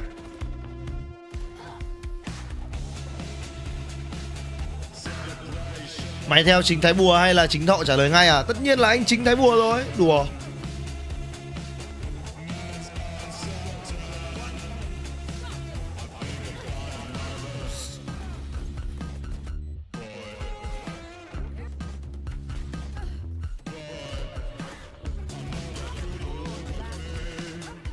Còn X1 tay bé cầm fingertip thì sao á?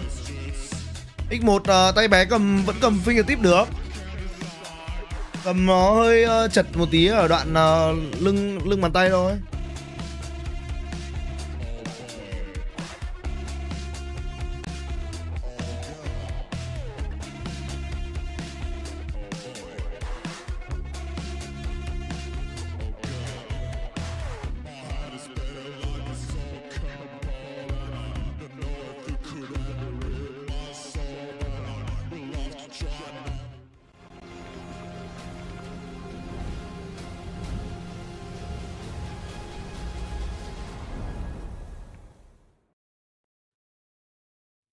Alrighty, we are back and going into the second half here on map number 3. Fracture for now, GENG out into a 2-round lead, but NONGSHIM find this pistol. They could absolutely turn their fortunes around, much like we saw from them on Pearl. They're set up quite well. They've got a little sand trap here with the Phoenix and the Brimstone that if NONGSHIM fall into, then could go quite well for GENG. Lucky has cleared out topside in drop. Neon's ready on the rotation as well. Shots out early. Molly going to be lobbed in there from Texture, slowing down the rest of the players and being able to flip into the center. So now it's just going to be the duelist widely isolated here. Không được. GENG đép dẻo quá anh em ạ. Spams out. And Francis quickly having to pivot away. Em tay vừa cầm G304 ổn không á? Con đấy chứ thành nó tay hơi nhỏ anh em ạ. Zinx regains some control and has eyes on this cross past Canteen. He's very low though. If Ivy just hits one bullet, he's dead. Got one. There it is. And he will. It took the second attempt, but có con nào clone lại Viper Mini ngon không à? Hyper Mini thì cứ ATK F1 thôi. Cá nhân anh nghĩ là con ATK F1 hoặc là con Hitscan Hyperline hoặc là Pulsar X2 Crazy Line. Này mấy con đấy.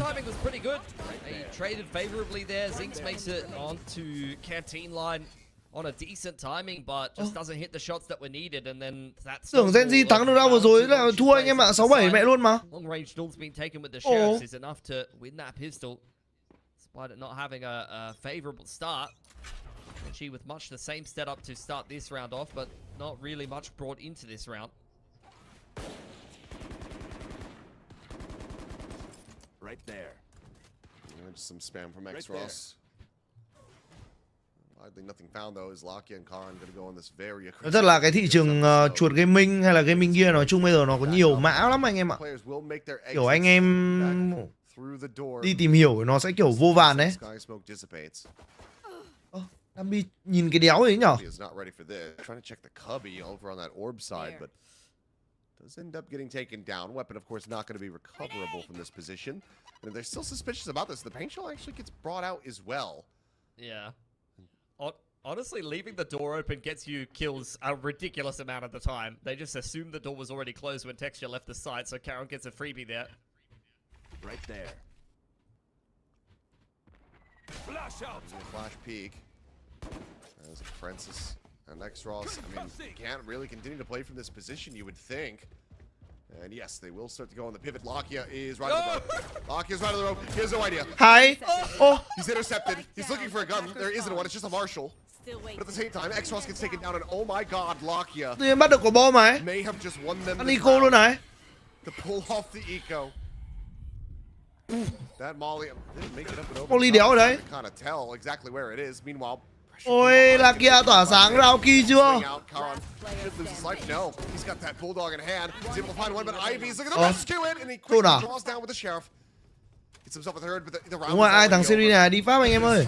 The forward fight, it buys them enough time, and good lord, GENG will maintain the lead. They will trade back a round win. And it's all widely off the back of this. Lakia doing things as only Lakia can. Oh, that's got to be in the binder somewhere. Like, honestly, the Lakia of Valorant, incredible play. Just nothing to lose with a classic. Makes the most brain-dead of plays straight across the road. Hoping for minimal expectation, maximum impact. Yeah, I recall what Lakia became famous for. It was just drop down that bold play to just leap out of heaven on Ascent A. And he killed 2 people back in the olden days of Newsern at Masters Reykjavik. Lakia làm một tốt. Ash làm đôi. Và Zinix chết trai. Caron đổi 1. Anh Lợn làm thêm mạng này không? Ui, đéo được.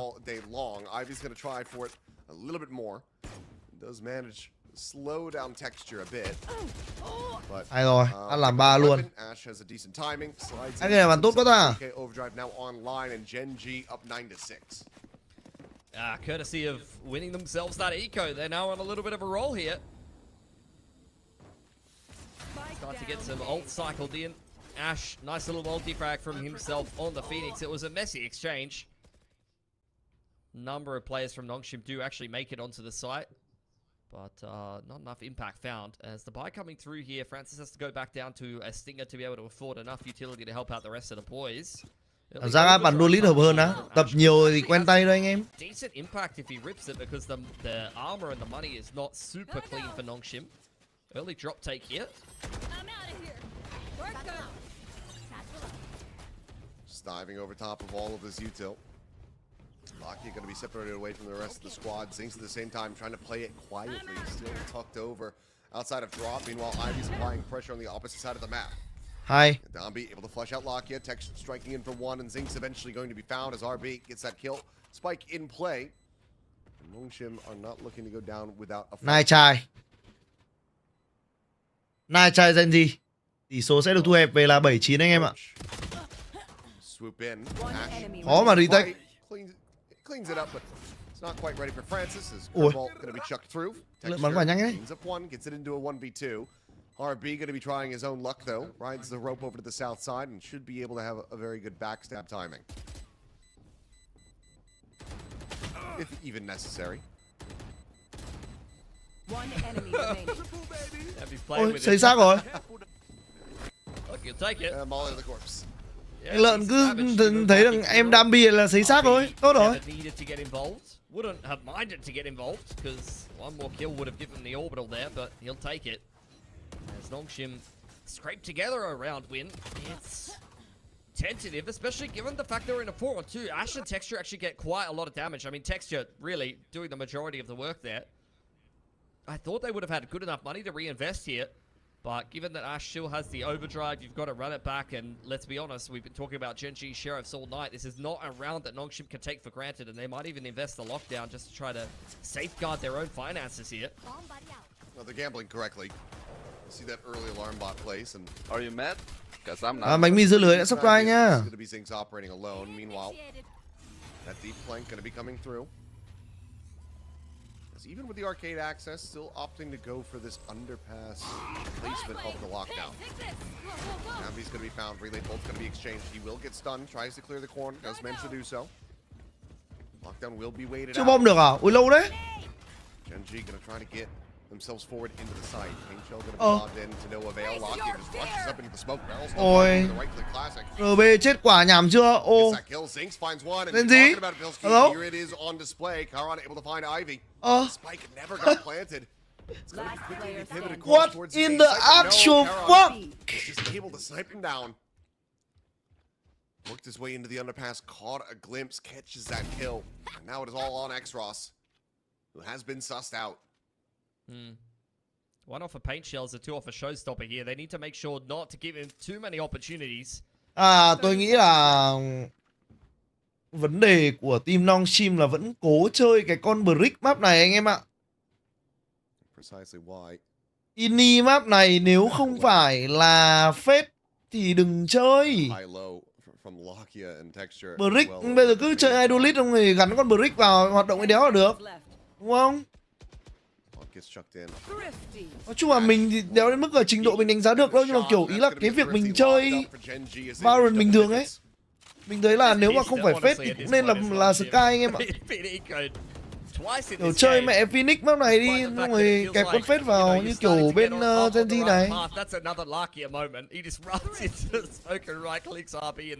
Brick không kẹp TO thì khó nói anh em ạ. Deafened and kind of decayed up. It makes Transit nó không bắn được á, nó bắn được nhá, nó bắn phết nhiều rồi nhá. Ripped the overdrive and that was the end of things. Good bottom side flank timing from GENG. Did everything they really needed to do in that round, and for NONGSHIM now you could tell. Mà nhá, kể cả là nếu nó không bắn được con phết nhá, thì nó cũng bắn được con Brim để cho thằng RB bắn phết cũng được. A handful of these timeouts actually, choosing himself as the IGL when he wants to have a little bit of a discussion and have a chat to the coach. Sau là gì à? I just don't know if it really matters at this point, to be honest, Seth. Like, you can't get ecoed twice and a half like this and just continue to give GENG so much momentum and still have a decent chance of winning, unfortunately. Thua ra vừa rồi nhảm thật đấy. It does feel like this is slated already for that fourth map. Let's see though, some thrifty magic of their own would do wonders for NONGSHIM. They've got some critical ultimates if they could get into a decent position. Problem is they've been sending out these ultimates when they're heavily disadvantaged. Yeah. I'm out of here. Again, drop take. Danby with the Bucky in hand. Trusty as ever. It's a full retake setup on this A side. And look at the top side movement for GENG. They're on the warpath, man. Yeah, they really are. It's just, I mean, similar scenes to what we saw in that previous round. Just inverted the opposite side of the map. Quick chase going to be coming in. RB having to tuck here at drop. Running back is going to be coming through. Texture wanting to get in, get some eliminations while he still has this ult rolling, and he will be able to find it. RB's going to be taken down. That's a spike now stranded on the site. Hay. NONGSHIM có 3 kill rồi này. Ở đâu là một kill của Phoenix ạ. Mới chỉ là 2 mạng thôi. Vẫn còn đại địa chấn nha. Fan thì NONGSHIM thì không phải là fan, ý là ra vừa rồi thấy setup khá đẹp rồi mà thua đấy hơi tiếc rồi. Know that Ivy set here at top side. The rolling thunder now going to be coming in. Pushes to the air, is trying to find that elimination. Is going to be the turn. Wow, Ivy gánh. Ivy. There you go. Ulti của Francis đẹp rồi mà Ivy bắn quả kinh quá anh em ạ. The turret gets involved. Plays beautifully off the rolling thunder that finally connects for Francis. That was the hidden six man for NONGSHIM after the timeout.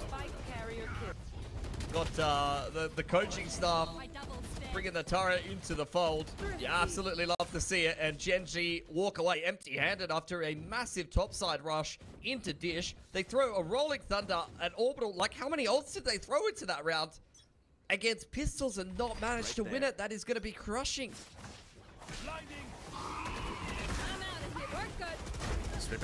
Hay này, X-Rod triệt tiêu được Ad rồi. Xong luôn, ăn 2. Ăn 2 về A thôi. Quick eliminations found, 2 kills, the advantage, and now the pivot back over to this A site where already Ivy Thật tan đẹp. Úi xồi ôi, bắt quả bài kìa. Fault line is perfectly called in. They get the stun. It's a fast rotation for Karan, but ôi Ivy mid thông minh. Okay, does manage to confirm the kill after all. That's fine. But a full 2v5 convert doesn't look like it's going to be possible. No, Chắc Save thôi. NONGSHIM again have just flipped this game on its head.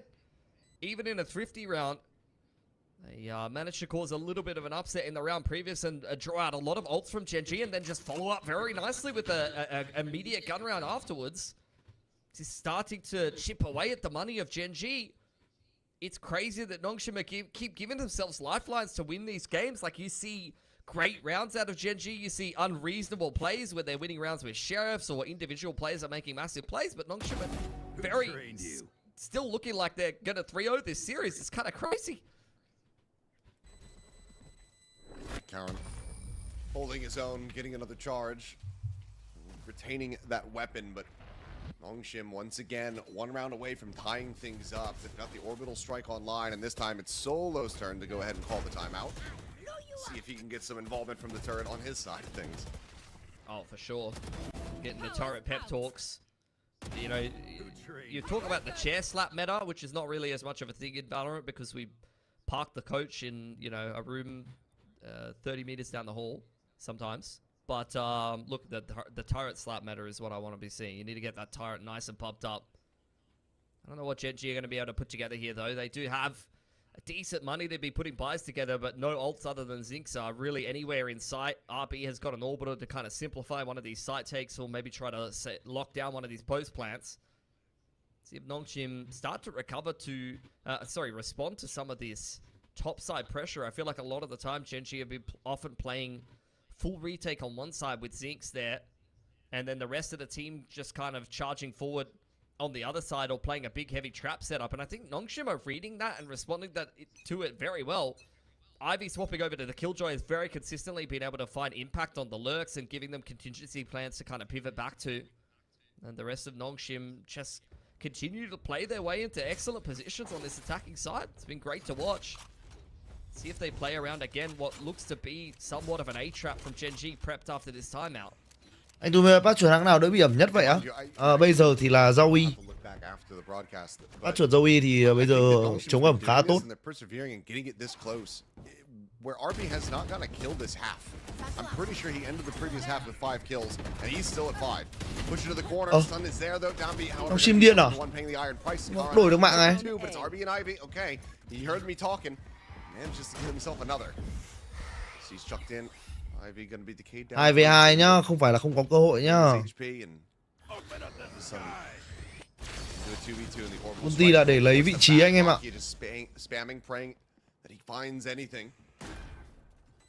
Rồi. RB tham thế. Tôi đánh giá RB quá trẻ con anh em ạ, tình huống xử lý vừa rồi. One off the lockdown.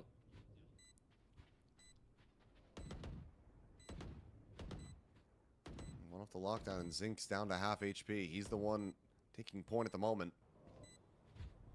I don't think there's any additional util available to Lakia. And the time is starting to bleed away. The face in. Ivy going to be offset for now. Nano looks to buy him some time. Lakia tanking the majority of this. Ivy now rushing forward, trying to just hound this one down. The defuse, however, 11-9. stuck. And with a second and a half to spare, Zinx will keep Lakia covered, and GENG not going to allow. Bao rồi RB xử lý pha đấy tự nhiên làm khó cho Ivy luôn.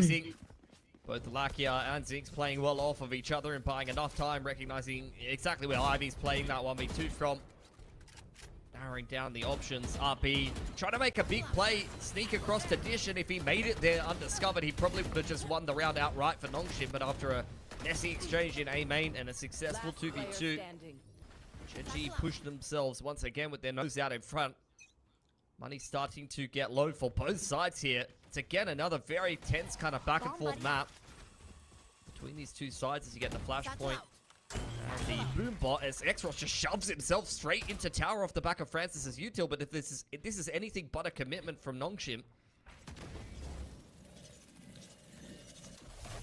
Oh, they can just leave him in that position.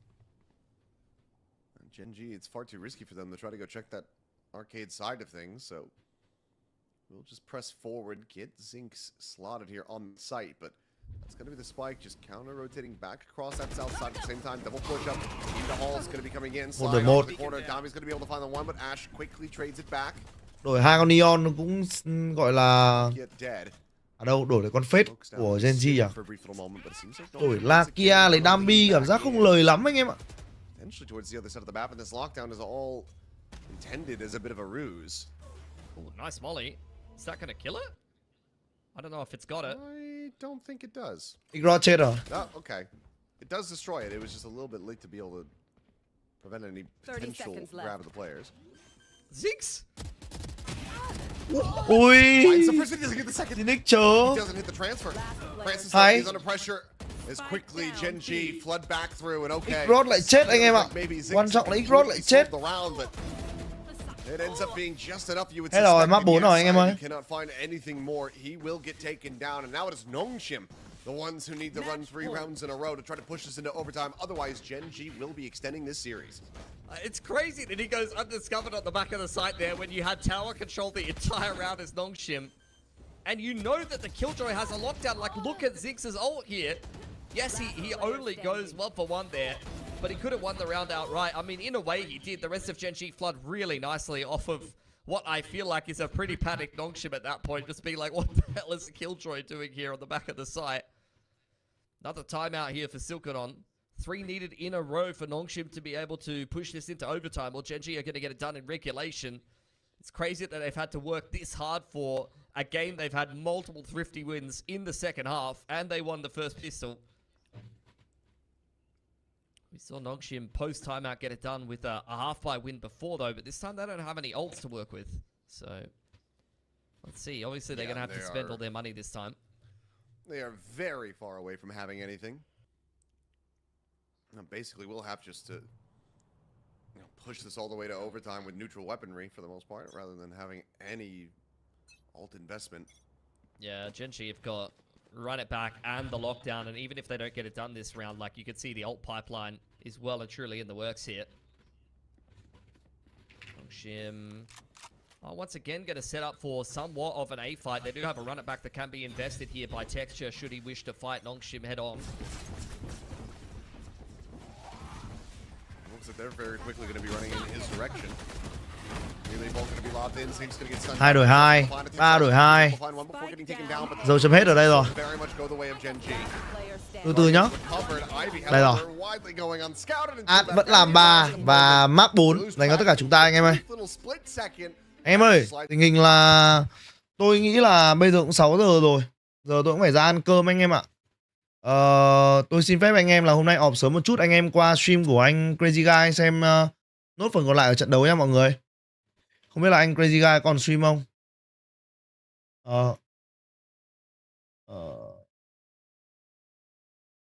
Hình như là anh Crazy Guy vẫn đang stream ấy. Anh em qua stream của anh Công Anh xem nốt nha mọi người ơi. Sorry mọi người nhiều. Nay phải xùi xíu. Có sức tối xem cả mấy trận còn lại đó mọi người ạ.